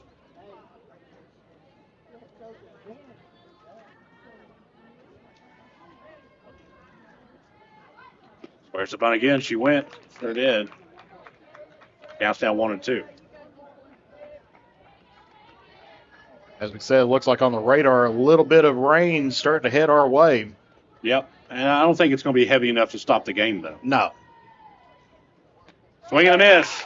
Good looking pitch there from Mitt. Take a look at that one again here on the Grayson Sporting Goods instant replay. There's one away. Now batting number 27, Skylar Lawrence. Lawrence, 3-run shot in the first, flew out her last time. And they intentionally walk her. Definitely showing the respect there that she's earned in the first inning. Absolutely. So here comes Steele, struck out in the first, hit by a pitch. Now batting the catcher, number 12, Maddie Steele. Hit by a pitch her last at bat. Runners on first and second for Greenup County, one away. Here's Steele.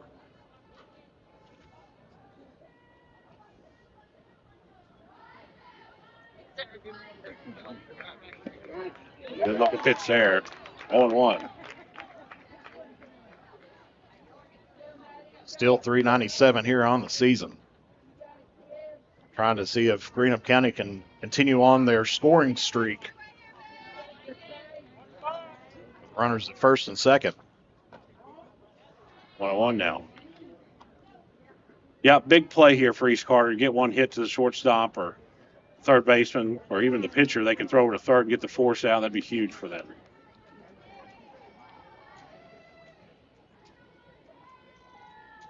As we said, earlier, a little rain would not hurt this field too much right now. No.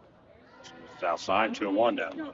First, you got to think, looking at the temperatures, all this past week, we've been dancing with the 80s. Yes. Yesterday it was ever been a 90 because I was outside all day. I think it was about 103 in the dugout or in the press box there at Lewis County. Oh my gosh, I forgot you guys were there. This one's golfed into left field, and they're going to send the runner home. And the throw's going to be way over top of Porter's head from left field, and nobody's going back to get it. No one's. Where'd the ball go? The ball ended up. Did it ricochet off the wall? It went over Porter's head. It had to ricochet off the wall. So 2 runs will go across. Now batting, the first baseman, number 10, Addie Brenham. It'll go down as I'm going to credit her a double, RBI double, Jeff, because I think she doesn't get to third if that throw wasn't a little wild. Right, and you could take a look at the third base runner on that one. She paused and almost like, you serious? Before heading on in, and so that's another 2 runs up on the board, bringing now Greenup County to 9-6 on top here, top of the 4th. Branham now with a 1-0 count. Yeah, and it tells you. Oh, sorry. It tells you the importance that East Carter cannot have zeros on the bottom of that scoreboard anymore the remainder of the game if they're going to win here at home against Greenup County. You've taken a look at some of the plays that they've had here that's, led to scoring. Some missed throws, missed cues. That's kind of been detrimental to the Lady Raiders here tonight. Well, it's, and I was just kind of mentioning this during the break. If you go back, it's inconsistent at the plate. The first time through really well. The second time, ground out, fly out, walk, fly out, fly out. Check swing. I was going to say she wins. That's where I was looking for the umpire, and he's out in the C position right now.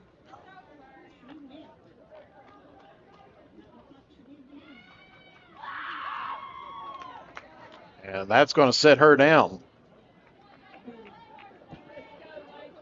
Now batting the pitcher, number 8, Lakin Cooper. So Brandon will go down on strikes, and here's Cooper. Singled her last time.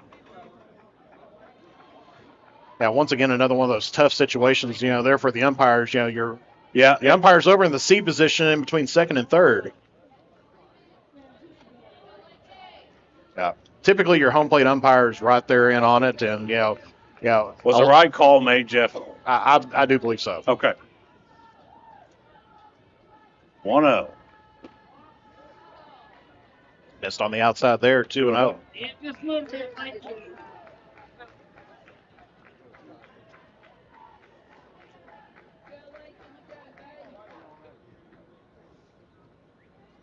Situation you cannot add on another run here for Greenup County.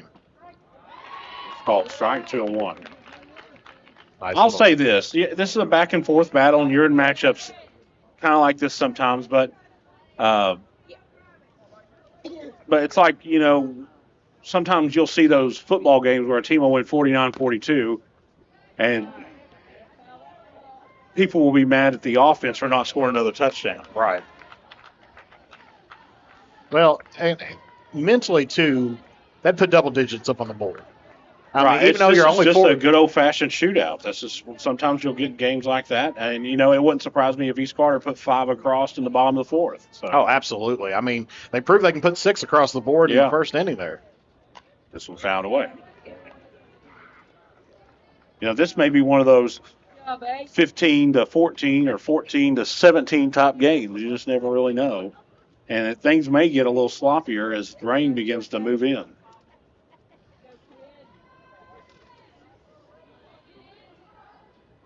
2-2, 2 away. Here's the pitch. Right, 3 called. That'll end the fourth. Greenup County puts 2 more across. They got a 3-run lead over East Carter, 9-6. We'll be back on Kool TV.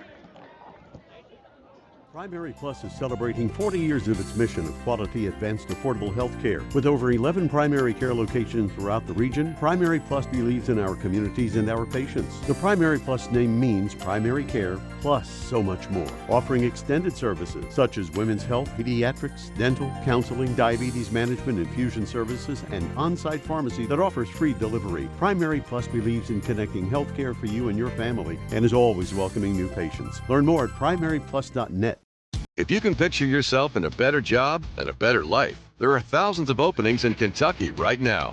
And with the Work Ready Kentucky Scholarship, you can prepare for many of them tuition-free.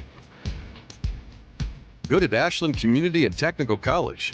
This scholarship offers 100% free tuition for classes that can prepare you for a great job in healthcare, advanced manufacturing, and more in as little as 13 weeks. Get started today at workreadykentucky.com.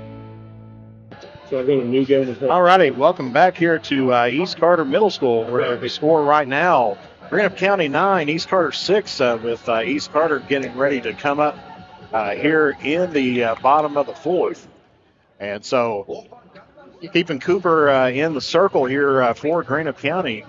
So giving up 6 runs here to the Lady Raiders, all of that inside of the first inning. And, of course, coming up here for East Carter is going to be Lakin Nip right off the bat. Exactly who you want to kind of get started off with here in the bottom of the fourth here. 519 hitter here for the Lady Raiders. 27 hits, 13 RBIs. And it's one of those things that you have to kind of think about. East Carter, they've shown that they can really put up the runs up on the board. And so they got to hit that spark once again, try to get a little bit more consistency as we're heading in here into the bottom of the fourth right now. They're the shit. As we see Dr. Jerry Foster, the home plate umpire, cleaning off the plate there as Nip taking a few practice cuts and stepping into the box here, going to be facing I had to get Cooper. the scoreboard fixed. For some reason, it went to the top of the fifth there for a second. So, what's the count at the play? Do you know? It is 1-0 right now. Okay, awesome. Each corner's got to get something going here. You start off here with Nip, and then you go top the lineup. And Nip's been pretty efficient at the plate. Did reach on an error last time. I mean, this is a sweet spot right now in this lineup. What about Button? The count goes 3-0 now. And it's one of those things, sometimes you want to show that, kind of maybe make the pitcher think a little something out there. Yeah, it's a mind game, but at the same time, you just never know, and it forces a third baseman up towards the plate. This one's called strike 3-1.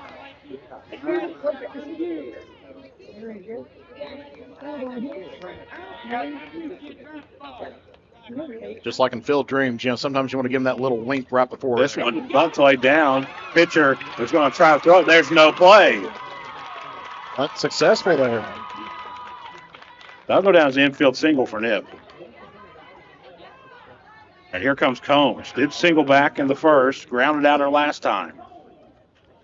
That's the first Lady Raider hit since Porter back in inning number 1. Well, that's how you want to really start off this inning right now. You got the top of your lineup coming up right now. Good place here for East Carter. Lays down a bunt. It's another good one. There's nobody at first. Oh, what a play by the second baseman coming over and covering first. That was a good little heads-up play there. The runner did advance to second, though. So it'll go down as a sack bunt for Combs. As we see there, just a little squeeze bunt. Got the runner moved over, but the one away here for the Lady Raiders. Yep. Sometimes you got to play small ball, and So here is Rice. Walked, blown out. This one hit, and it's going to get down. Runner's going to stay put. It's kind of that weird place. You can't really fault Nip because you're like, is she going to catch it? And it might go get doubled up. So it'll go down as a single for Rice. Yeah, here's Felty. Walked and grounded out. And that, like I said, that was just a good heads-up play there. Yeah. Took a step or two off of the plate or off of the base, just to see what was going on. But retreated back safely. And this is who you want up right now. One away here, 519 batter. This is 1-0. Felty, Porter sits on deck. She flew out her last time, but did have a big 3 RBI triple back at inning number 1. Here's a pitch. Called strike, 1-1. And you got some good base running going out there. You can see there at second base. Yeah, it's a chess match when you've got runners on because it becomes a mind game then. How much can I frustrate the pitcher to where it kind of affects the way she's pitching? Well, and your catcher, too, because, you're Right. going to have to try to, as once again, threatening to go toward third, but retreats back. Right. And that's going to be, really you're going to put a lot of pressure in on your second baseman as well because, they're going to have to cheat over towards second base to try to get that pickoff play.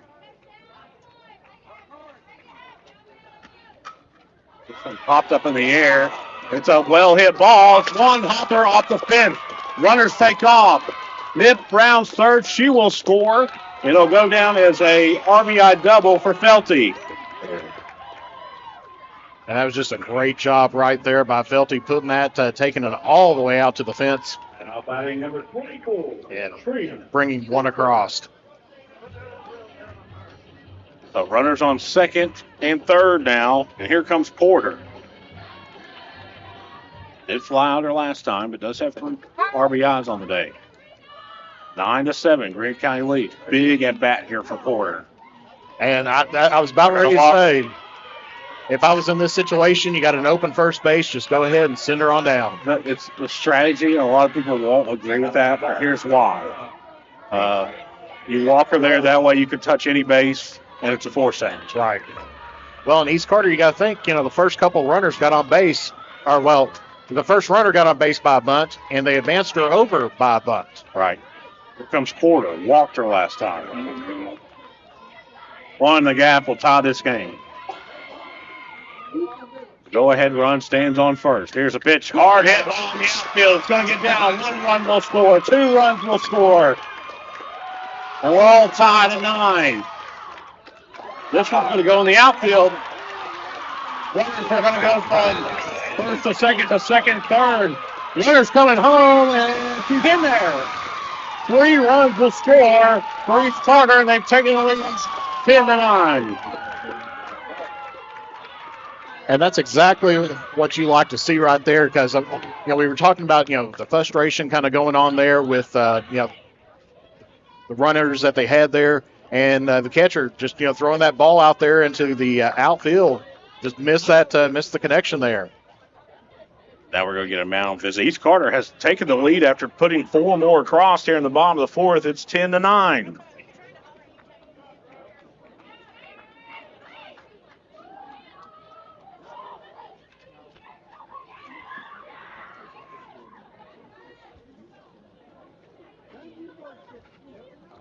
So we got a meeting there at the circle from Greenup County trying to get the team settled back down. It's just one of those games. It's an old-fashioned shootout. AKA, this is what Jacob Hankins loves. The old-fashioned shootouts. He likes the high-scoring innings, hard-hit balls. Me, I'm old, and I like the pitcher's duel, the 1-0, 2-0 games, 2-1. So it just is what it is. But it's one of those things that if new generation kids, they love the hard-hit, heavy-scoring games. If you came here for offense, you got your money's worth here tonight. As we see the umbrellas starting to break out there in the fans. Here's the pitch for 1-0 now. Runner on second. And as we said, as the rain starts coming in here, that's going to make things a little bit more challenging in the especially for pitching and throwing. Yep. I was going to say on your defensive end.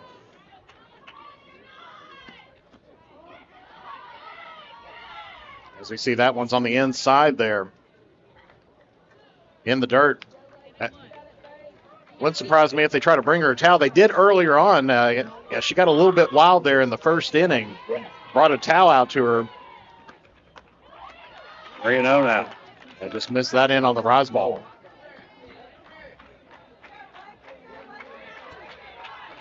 She does have that towel in her back pocket there.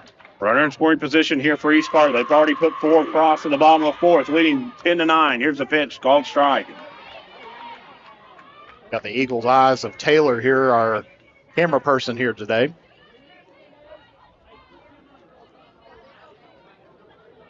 Our camera people and our producers are top notch. This one hit right to the shortstop. He'll grab that one. There's 2 away. That was just a nice little nab right there. Just kind of picked that one right out of the air. Right. So here comes Tussey. Ground out, fly out. 0 for 2 on the day. What East Carter needs right now is to continue on this rally. Yeah, they got to find a gap. You can get all the runs you can get because it's just one of those games. This one's looped in the air, shortstop underneath it, makes the play.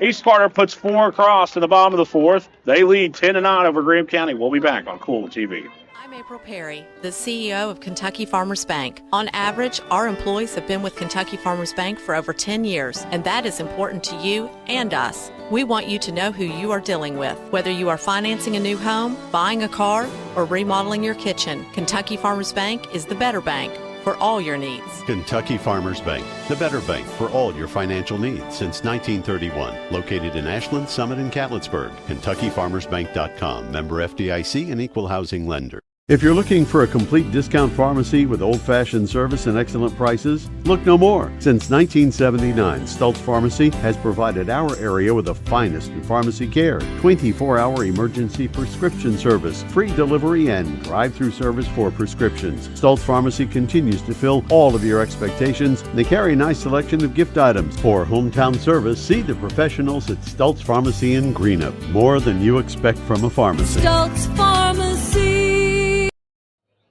back out here on Kool TV. 10-9. East Carter leads over Greenup County as the rain begins to move in and fall. And the umbrellas, that's kind of a sight to see, Jeff, as you look down here to our left and right, the different colored umbrellas. Yeah, it's a cornucopia, let's use that word on there, of umbrellas. Yeah. Well, I think I've got 2 or 3 umbrellas from different schools, and it's just whatever's convenient and in my car. So, don't take it personally if I show up to a Russell game with an East Carter or a Graceland umbrella. It's just, it just is what it is, If anybody from WSAZ is listening, I would like to win one of their umbrellas. So, do you compete in the trivia every day, Jeff? I have before, and I have been on TV that way before. But you didn't get umbrella. Batting the designated player, number 6, Kennedy McCoy. Well, they call it the coffee quiz. Yeah, the coffee quiz.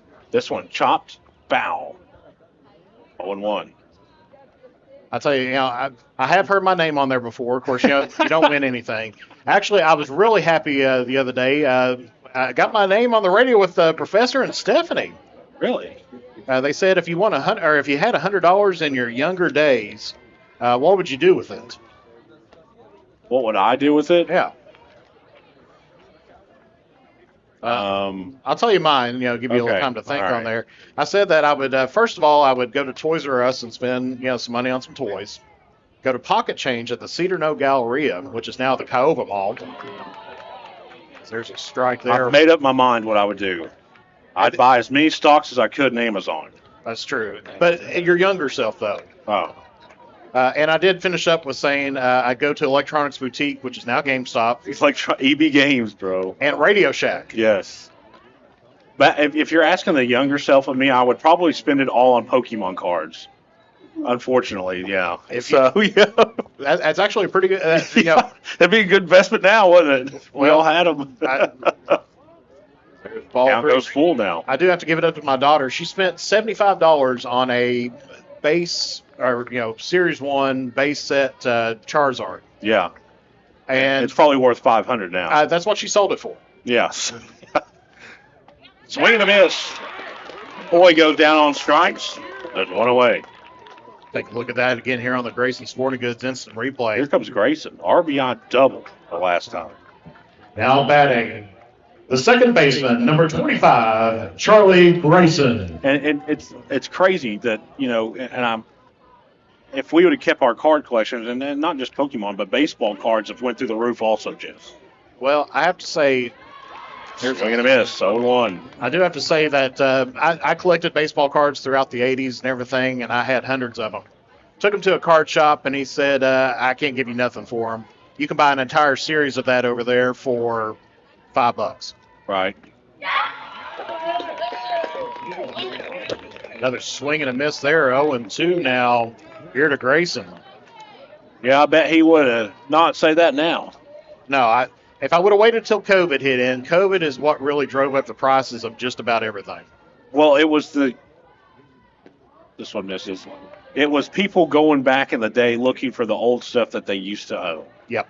That they sold when they were in their early 20s, teenagers and stuff. But these new cards they got come out with the patches and autographs and different types of things, pieces of bats, pieces of logos. This one chopped to the third baseman, throw it to first. That's 2 away. Yeah, the only problem I have with that is, when you're a kid, it was nothing, maybe spending $1, $2 on a pack of cards. Nowadays, you're dropping $100, $200 for one card. Well, they buy them in boxes. I don't do that. Yeah. No, I don't do that. Now batting the right fielder, number 13, Haley Hall. Here's Hall. They ground out back in inning number 1. This one misses. 1-0. Just about missed my duty on there, my other duty, I should say. Yeah, you got excited when we started talking about baseball cards. Absolutely. Actually, I probably need to open up another YouTube channel and just have it to where people pay me just to open up boxes. Well, strike 1-1.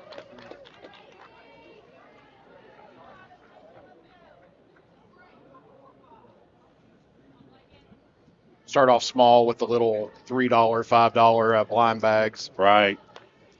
And you've seen the card shops open in our area. Yeah, there are a couple really good ones there in the Ashland area. Time Warp. Yes. Inner Geek.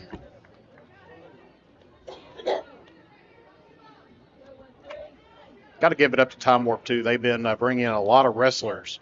They're bringing my childhood back into Ashland. Strike 3 call on the outside part of the plate. Hall goes down on strikes. Greenup County gets nothing in the top of the 5th. East Carter still leads 10-9. We'll be back on Kool TV. Temperatures are on the rise, and so is the bite, and Borders Sporting Goods is your fishing headquarters for rods and reels from G. Loomis, St. Croix, Fenwick, Lou, Shimano, Daiwa, and Abu Garcia. No matter what species of fish you are targeting, Borders has the perfect setup to make your next trip on the water a success. Borders has baits in every size and style, with a wide selection of tackle from Berkeley, Strike King, Zoom, Z-Man, Bandit, and many more. Before hitting the water for your next fishing trip, stop by and stock up at Borders Sporting Goods, US 60 West in Ashland. River Cities Builders is a licensed general contractor specializing in commercial and industrial projects, and they have a history and reputation of providing top-notch expertise through their experienced and devoted workforce. River Cities Builders also is a gas facility maintenance company offering petroleum equipment maintenance and EMV compliant upgrades for smart payment terminals, and they offer 24 hours, 7 days a week emergency service. Call 606-473-4112 or visit RiverCitiesBuildersInc.com. Back out here on Kool TV, ready to start the bottom of inning number 5. East Carter still holds that 1-run lead, 10-9. As we was talking during the break, great times there that we were talking about with our childhood and everything else. Some good people there at the Inner Geek, restoring comic books and doing a great job there. Right. Like I said, it's one of those things that, the collection market, is really hot and heavy right now, and they got a great selection down there. I've been down there. I bought stuff. I sold stuff. Actually, probably one thing I was most glad I traded off for was a top loader NES, the original 8-bit NES. Which is a Nintendo? Yes. Okay. Yeah, it was the very first Nintendo that was out there, if you don't count the Game and Watch series and the little individual pocket games. Unfortunately, I'm at the age now, I do have a new Xbox, but I'm at the age now where I just watch Netflix and YouTube TV on it. I'm one of those that I get. Well, that's exactly what we do. Now Fallout. I did watch Fallout.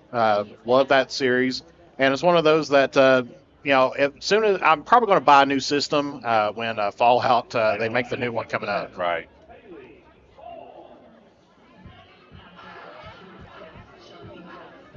As we see Hall coming up to the plate here for East Carter. 413 hitter here on the season. Hoping to stretch out this 1-run lead. Did fly out their first time. East Carter trying to keep that momentum. Here's a pitch. This one fouled away. 0-1.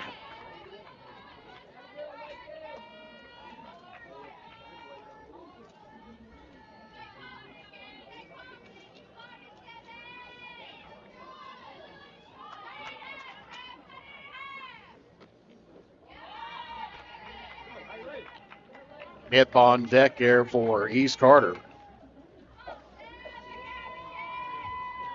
Count goes here 1-1.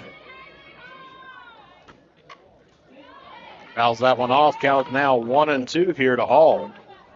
Which is interesting. There is 2 different Halls here for both teams, and they're both named Haley.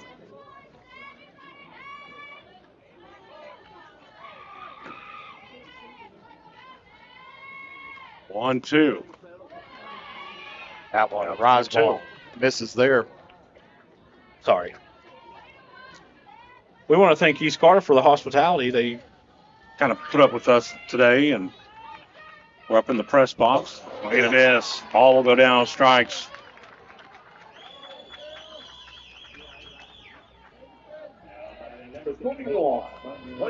There goes Deb. Singled her last time. Then top of the lineup. Combs sits on deck. Sacrifice bunt her last time.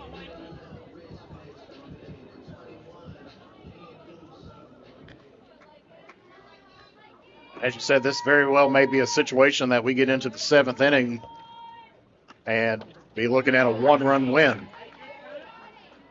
I like the close games. But I also, I'm just old school. I like the 1-0, 2-0 games. But, it is what it is. This one's fouled out of play. And, one thing, actually, our good buddy James Collier had a call there on the other night at Marshall, 2-0 game against Eastern Kentucky. If you're a Marshall fan, make sure you tune in on Sunday as he's going to be doing some color commentary there again. I love it when pitchers shut down opposing teams. There's an art to pitching. There's two different types. There's either a thrower or a pitcher. And you also got the junk ball thrower. This is 2-2 now.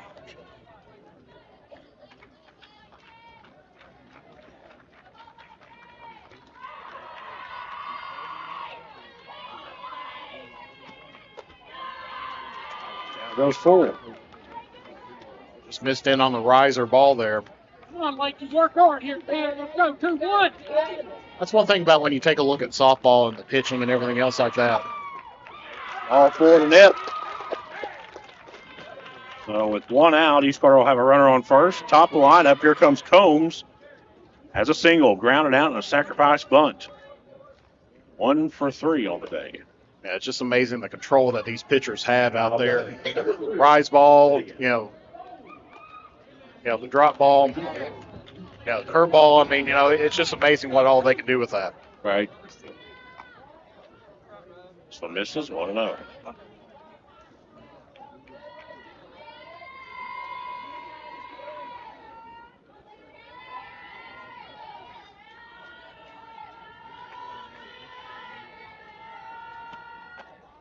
Inside 2-0. And now rain stopped here as umbrella is now put away. Yep, it just almost just a light drizzle there for about 5 minutes. This one called strike 2 and 1. You got to start to wonder. We're early in the spring, where temperatures have been, like you said early in the broadcast, teetering with the 80s. Not necessarily like that now. This one's going to get past the catcher. Count will go 3 and 1, and Nip will head off and be on second.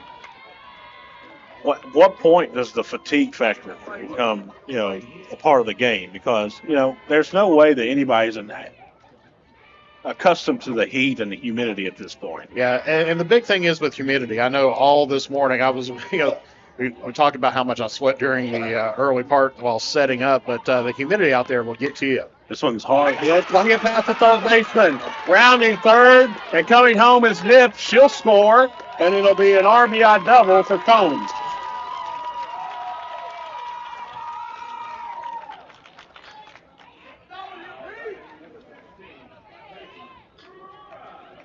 That's exactly what East Carter needed, just to add on a little bit of, can't quite say insurance run just yet, but as we get later in the game, those are going to add up after. Listen, both of these teams, the way they play today, are high liabilities, and they would have a hard time finding any insurance company to cover them. They're going to need as much as they can get.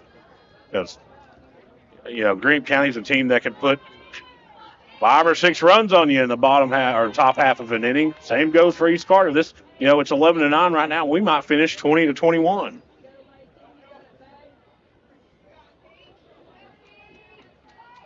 Knows the count. Here's Rice. This one's hard, hit up the middle. They're going to send the runner home. She'll score. It'll be an RBI single for Rice.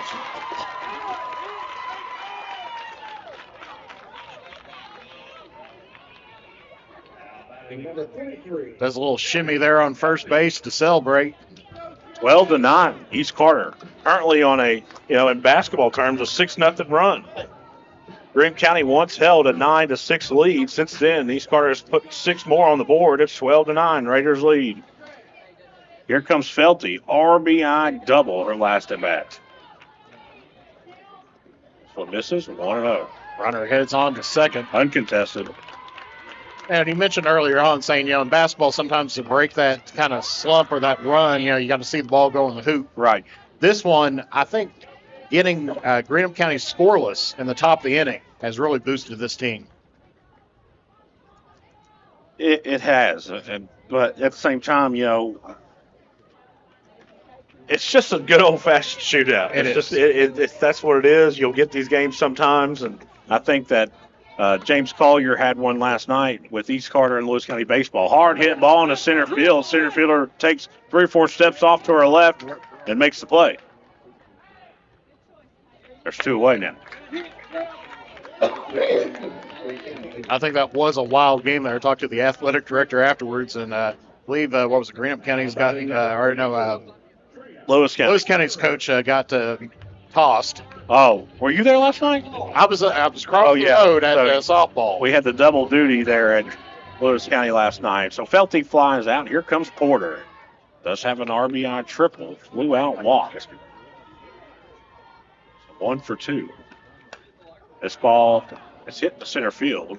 Center fielder grabbed that one. That'll end inning number 5. But not after. East Carter puts 2 more across. They lead 12-9 over Greenup County. We'll be back on Kool TV. JD Flooring, 2017 Ashland Road, Greenup, has been family owned and operated for over 30 years, featuring top-of-the-line material, guaranteed installation, and absolutely no one can beat JD Flooring's price. Need to replace your current flooring in one room or the entire house? Call JD Flooring in Greenup, 606-473-0411 for a free estimate. A call can get your house ready for any occasion. You'll absolutely love your new flooring from JD Flooring, 2017 Ashland Road, Greenup. The Greenup County Public Library System is the best. Read the latest bestsellers in large print, regular print, or audio CDs. You can also check out movies or place a hold on a book on our website or call one of the library locations to place a hold. There are community meeting rooms available by reservation at all locations for clubs and organizations. And be sure to check out the Jesse Stewart collection at the Greenup County branch. Check them out on Facebook and Twitter. Back out here on Kool TV, 12-9. East Carter leads over Greenup County. Ready to start inning number 6. 7:55 Eastern Time, May the 3rd, 2024. And the reason why I do that, Jeff Irwin, is because one of these athletes out on the field may go back one day and, if YouTube's still a thing, show their kids or show their grandkids and say, wonder what exact day this was, and now they know the exact day and time. And that Jeff Irwin did the PA tonight, did a really good job, and that the East Carter concession stand below us smells really good. And that's a new feature we need to work on. With our audience at home should be able to smell the press box, Jeff. You need to get to work on smell-o-vision. Yeah, smell-o-vision. That's right. Here at Kool TV, we're always looking for the next improvement on our broadcast. Well, I've told Rachel several times that she's going to have to block my YouTube here. Been watching a team out of Pennsylvania. Has given me so many ideas. Oh. Not sports team. Now batting, the center fielder, number 7, Adrian Wells. Don't say out loud on the broadcast what ideas, but remind me to ask you that after this game.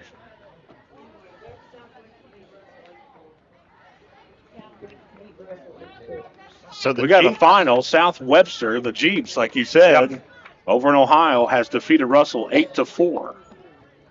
I've done got my microphone all disconfobulated here. There we go. Here's the pitch. 0-1. Top the lineup for Greenup County.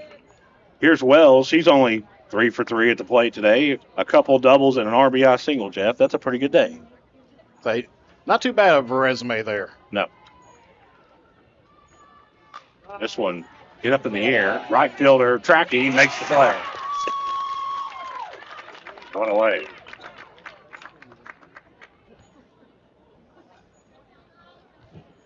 Now batting the third baseman, number 16, Layla Matthews. I just got another. Number 14, Josie Kegley. We got a pitch hitter there. Substitution there, as that's what teaches me for going off of just what I read. West Carter baseball has defeated St. Joe Central, which I've never heard of, 3-1. Have you ever heard of St. Joe Central? I've heard of St. Joe's out of West Virginia, but Central. This is in Huntington. What? Well, St. Joe's is the Catholic school up that way. 1-1 now the count. Yeah. There's one school up there that changed their name 3 or 4 times over. Huntington Prep and a couple other schools, too. Yeah, I wanted to. But yeah, definitely got to give it up to the Jeeps. That's one of the more unique names They are in the area. Right, they are. And a school without a football team. Interesting note there. This is 2-2. You get a couple of those schools in the 16th region. Of course, Elliott County does not. Menifee County does not. So, of course, out here at East Carter, if they're going to play any sport, they could be playing checkers at the Cracker Barrel of Huntington, swing and a miss. And now there's 2 away. I'm going to check my number. Of course, this is obviously here, Skylar Lawrence. Now batting the shortstop, number 27, Skylar Lawrence. Like I said, East Carter could have a checkers team. They could be playing at the Huntington Cracker Barrel, and I guarantee you that whole place will be red and white and blue. And they ended up walking Lawrence once again. I don't blame them. Actually, I made that mistake earlier in the game, mentioning and said I would just let her put it in play. Well, what if she doesn't put it in play and puts it on top of the batting cage? That's true. Well, with the 3-run lead right now, you got to protect every run that you have. Yeah, she's a lethal weapon for that Greenup County team. Now batting the catcher, number 12, Maddie Steele. Steele, RBI doubler last time, was hit by a pitch, did strike out back in inning number 1, though. This one hit opposite field into right field. Good job of that right fielder. Only allowing a very hard hit opposite field ball to just go down as a single for Steele. Now 2-on-2 out. Now batting the first baseman, number 10, Addie Branham. Here is Branham.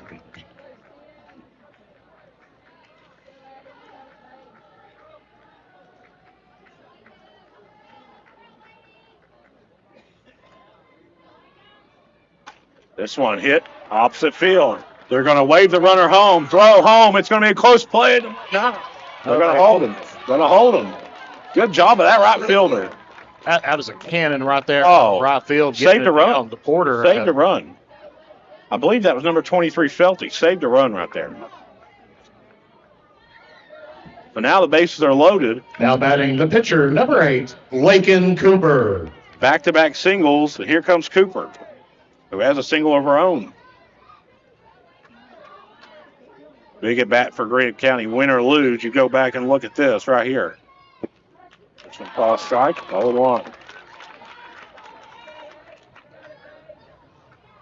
If East Carter's able to get a force out, a fly out, a strikeout, or anything right here, that's going to be huge. That would be a massive point in this game.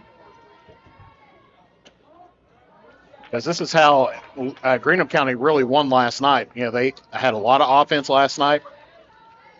Held Lewis kind of came up strong in the first inning, but Greenup County just chipped away at him. That's the way they were against Russell. And then they didn't get another hit until the bottom of the 6th. Because they've got some great pitching out there, in Greenup County. Of course, Cooper, right now, down against the Lady Raiders right now, but, 2 down. You get the out here, regardless how you get it. Then you force Greenup County down to their final 3 outs, and no matter what, you're going to have a 3-run lead. Right. Yeah, and it's a great situation here for East Carter. You kind of hate to say bases loaded, great situation, but any base, you touch the near space. Count goes full. This one missing way outside. Now, this is a situation you don't want to be in as a pitcher right here. You got to put this one in. You don't want to make it hittable, but yet you got to get it across the plate. This one hit right down the line. The first baseman, Rice, will step on first. That'll end the top half of inning number 6. East Carter, 12-9 over Greenup County. We'll be back on Kool TV. Kentucky Christian University is a private, nonprofit university located in the beautiful foothills of eastern Kentucky in Grayson. KCU offers both undergraduate and graduate programs, including the Teacher Leader Master of Arts in Education degree. They also have an array of competitive sports. Kentucky Christian University is committed to focusing on Christ while helping students build character and prepare for their future careers. Visit kcu.edu to learn more or to schedule a visit to campus. JSB Industrial Solutions, Inc. is owned and managed by Shane Wallingford to be a solutions provider for manufacturers tailoring to their specialized needs. It was created with a vision that good communication among all parties will provide the best answer to the problem. From ball mills used in pulverization to custom design of equipment or components, JSB Industrial Solutions, Inc. will gladly work with clients to resolve the issues that are prevalent. Their vision is to make your project their successful business. JSB Industrial Solutions, Tollsboro, Kentucky. Back out here on Kool TV. Ready to start the bottom of the sixth. Jeff, guess what? Greenup County hasn't scored in their last two times at the plate. In the top of the fifth and top of the sixth, East Carter kind of slammed the door. Yeah, and that's exactly what they needed. East Carter's put up two zeros out there, two blanks up there for Greenup County. And that's really got them going. And that's exactly what they need coming up here in the latter part of this game. So, via my scorebook, Cordell should be at the plate. She doubled her last time. And do want to give it up to our great sponsors. You see there on the screen, definitely Clark's Pumpkin Shop, Clark's Pumpkin Shop flagship sponsor, A&A Porta Potties, River Cities Builders, and a lot of other good ones. Seen Papa John's a second ago there. This one hard hit off the field. It's in no man's land. It's going to get down. Cordell will be credited with a single.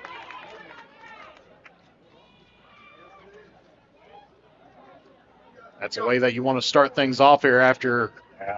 You mentioned it a couple of times during the broadcast, Jeff, the insurance runs. This is where they really cash in right here.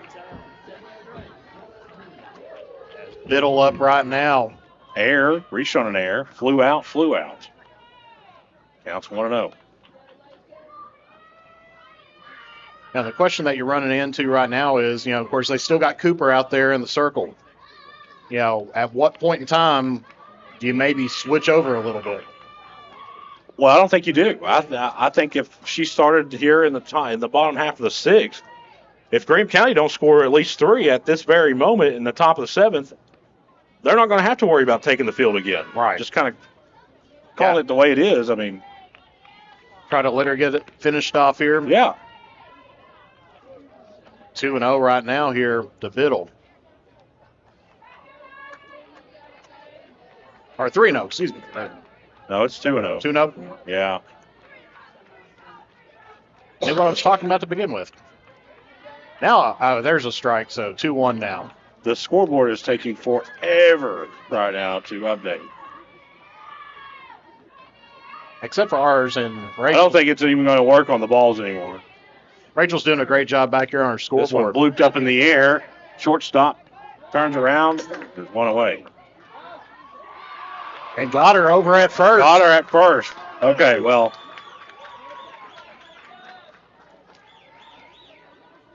The outs, balls, and strikes are not working at this very moment. So. Now batting number 6. Nope. Tussey now up to the plate here for East Carter. I'm just going to try to let it play out because trying to go back and do that over again, that's going to be a nightmare.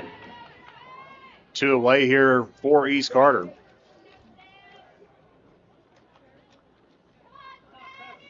Big play there for Graham County, doubling up the runner. This one hit, trying to get through.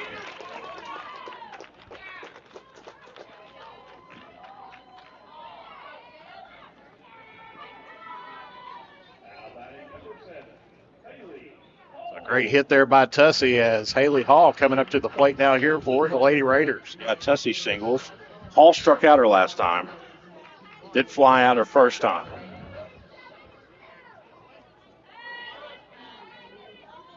East Carter looking for another 2-run rally here. So-called strike. Showing up on a snowboard, though. I need to take a picture of this just in case it just goes wild. That one on the inside there. 1-1. You owe me a Coke. Well, didn't say jinx, but you know. I'm not sure if East Carter carries Coke products or Pepsi products. Not for sure. This one blooped up in the air. Second baseman runs and drops it. Runners will stay put. That'll go down as an error. Is that a part of the quality of maybe a little bit of the dampness out there, Jeff, maybe? I think it may be. Yeah. But it drizzled a little bit during the game, but got a steady rain for about an hour. So you just never know. And, you know, East Carter's kind of put the ball in the outfield a couple of times, so the ball could have been moist or the glove or anything, so you just never really know. Whoa, the balls and strikes are back. Hello.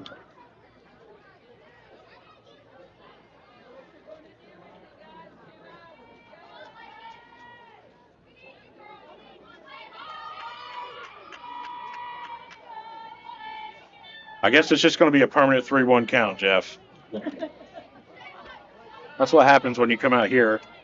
I think when you get, isn't it NAI? I just put it, everybody starts at a 3-1 count. NAI rules are a little different. This is the real deal.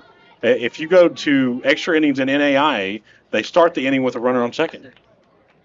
And I did not know that until they did it. Now, the question is on that, which runner would you put? Would you put the last out from the previous inning? No, it goes to the next batter. Ah, so they automatically... Yeah, it's automatically. You don't get to choose it.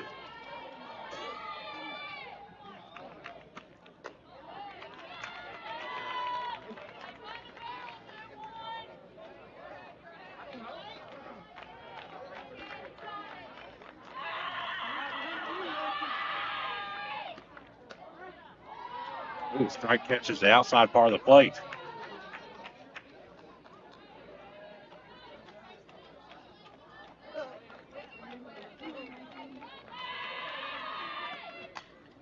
Out of the way.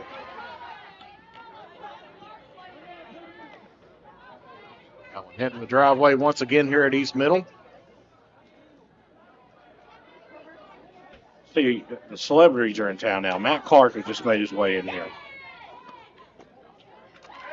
All four. Nip will be walked. Top lineup for East Carter. Combs up. Bases loaded. RBI double last time. Now, this is exactly where East Carter needs to be at. These are the insurance runs that they need right now. Absolutely. Of course, Greenup County hoping to hold them here 2 away here in the Kind of bottom interested to 6. see if the runs will work since the count's not. This one popped up in the air. Third baseman makes the play, and that'll end the 6th inning. We head to the top of the 7th. 12-9. East Carter leads. Greenup County have 3 outs to get 3 runs here on Kool TV. At First National Bank, we strive to make every person that walks through our doors feel like family. Because to us, you are. For over 120 years, we have lived in and served the families of Kentucky with genuine care through the good times and the bad. Come and see the difference banking with family can truly make for you at any of our 7 locations or visit our website at www.fnbgrayson.com. First National Bank, member FDIC. Not only is State Senator Robin Webb proud to support and congratulate our youth in all their endeavors in and out of the classroom, but your State Senator Robin Webb is also proud to support and work for all the adults in her district. Robin Webb strives to put forth the best for youth and adults alike. Whether it's in Frankfort or here at home in her district, know that Robin Webb puts you first in all of her decisions she makes. State Senator Robin Webb strives harder every day to make Kentucky a better place to work, live, and have fun. And back here at Grayson, Kentucky, as East Carter 3 outs away from picking up a victory here. And we're going to see if they can hold them off here. Of course, Greenup County has definitely shown that they can put up the runs early on, but has been blanked in the last 2 innings here by the Lady Raiders. So taking a look at the lineup coming up here, they're going to be having the 7, 8, and 9 batters. So the bottom of the order here for Greenup County. See if they can try to pull up some miracle and pick up. They need to get at least 3 to continue on into the bottom of the 7th inning. But if East Carter can hold them off here, they'll pick up the victory here tonight over a very tough Greenup County team. Of course, as we mentioned earlier on in the broadcast, Greenup County picking up a victory last night over Lewis County. A 63rd district matchup. Now facing on one of the top opponents here in Grayson with East Carter.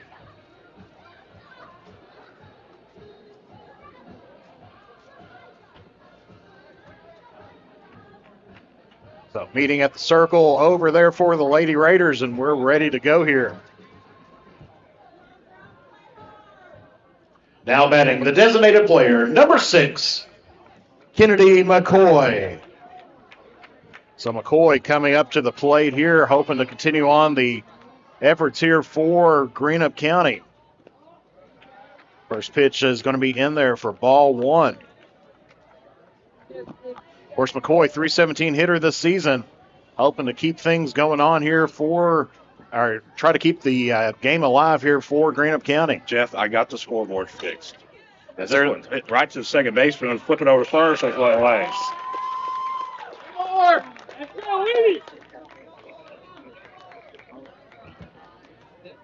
Now batting the second baseman, number 25, Charlie Grayson. So McCoy will ground out. Grayson at the plate. Had that big RBI double early in the game, but does have a fly out and a ground out. 1 for 3. So Grayson's going to see if she can try to get it done here in Grayson, but...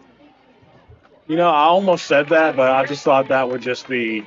It's the softball. It's the little powder puff toss. It's past Jeff Irwin's bedtime. Well, game 4 this week. This is my 4th game, too. This one hit right in between first and second. It's going to get down for a single for Grayson.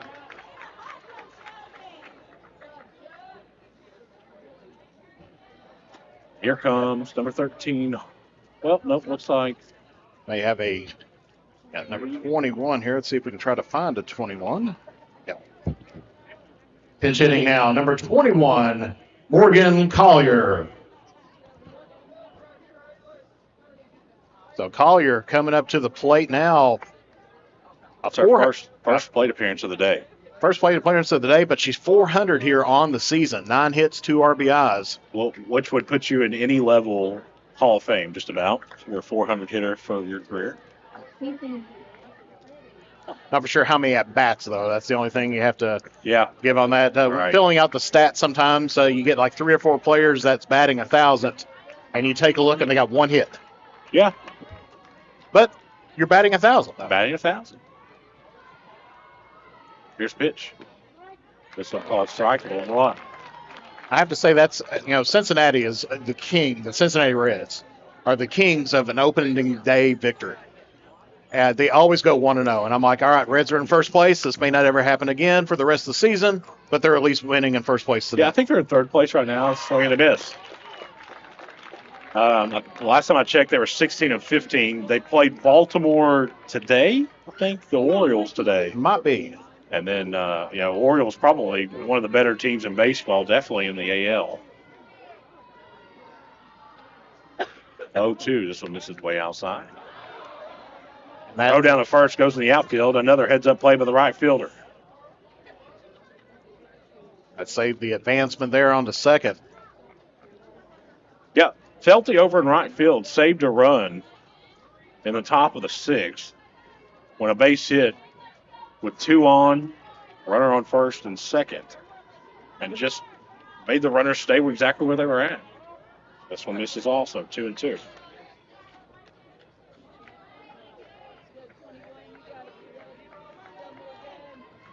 course, the major talk in the hallway upstairs, in my hallway, has been the NBA. This last little bit, of course, switched over to Kentucky Derby today. Out of play. You always wait to hear the thud of the hood or the top of the car, or maybe even a windshield. But the best ones I love is when it hits the press box here, and it just, when it hits the press box at KCU, you about get a concussion. Got a metal roof on there. Oh man! This will miss inside. The count goes full.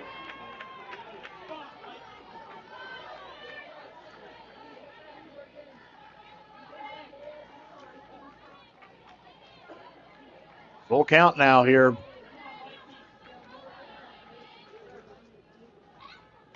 This one hard hit, out of play.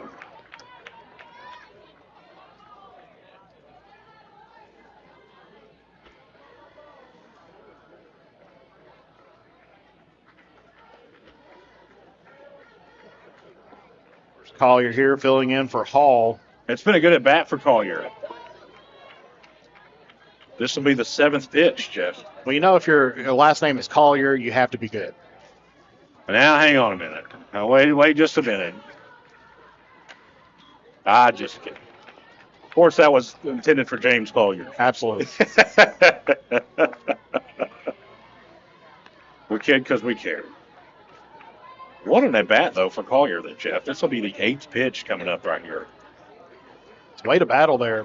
Coming in cold off the bench. It's a tough spot. You know, your team's trailing by 3. You have a runner at first. There's one away.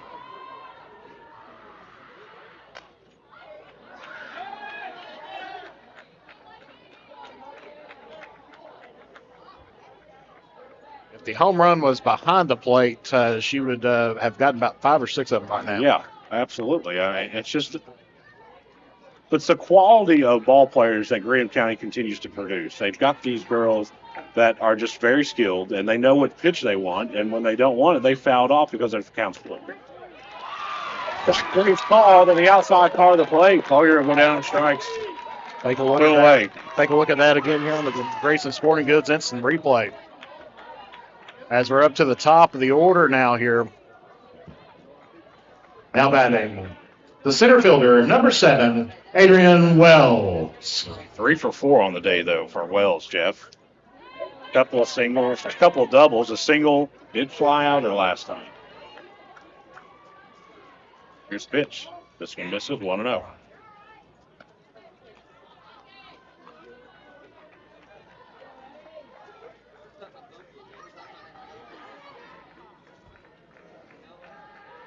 Greenup County. Sometimes strike. Scored 9 runs in 4 innings, and since then has been held just about with nothing, Jeff. And it's one of those situations that, you know, that's not where you want to be going into the 7th inning if you're Greenup County. Swing and a miss. Greenup County's down to their final strike here. Yeah, we talked about consistency early on. Of course, East Carter struggled with it a little bit early on, but they've scored 6 runs here in the last couple innings. Here's the 1-2. This one misses 2-2 now.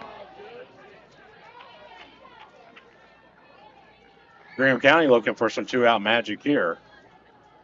But credit goes to Dib. Came in one of those shootout situations and really just kind of gave Greenup County nothing. This is popped up in the air. Second baseman makes a catch. And that's your final. East Carter has defeated Greenup 12-9. Be back on Kool TV. Hello, everyone. I am Rick Clark. Let me introduce you to Carlisle, Annabelle, and Zach. And as you can tell by these commercials, this family has a lot of fun. We have a great team here at Clark's. And we would love for you to join our family. Whether you're a young person looking for your first job, someone who's looking for extra work, or maybe you're ready to start a career at a growing company, we want to talk to you.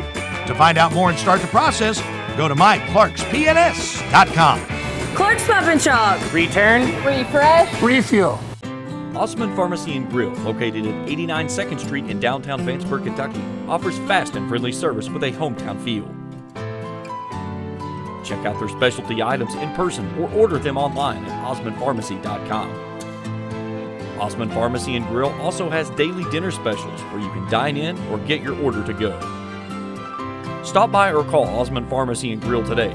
Osman Pharmacy and Grill, 89 2nd Street in downtown Vanceburg.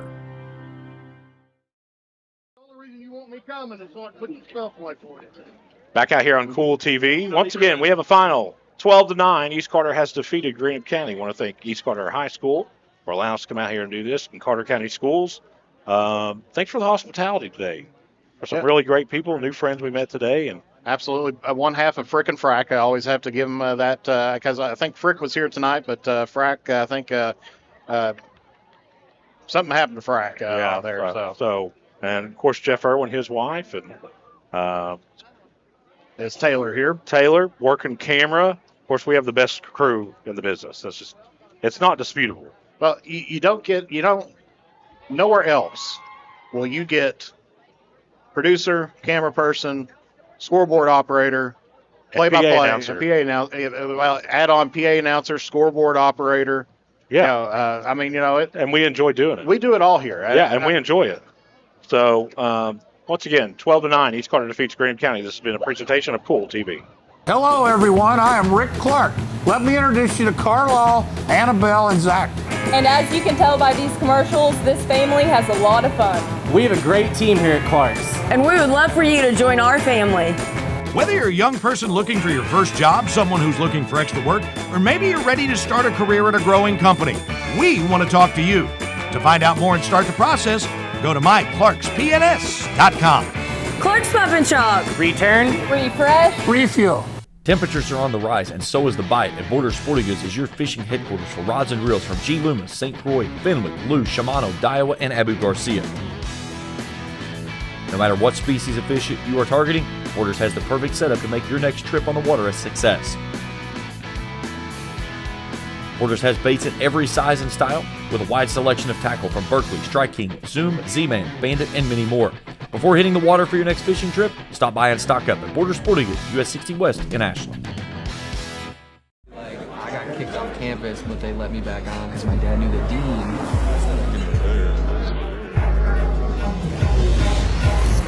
Give me that ooey gooey, crispy, crunchy, mouth watering. Give me that meaty, treaty, zesty, bestie, garlic, saucy.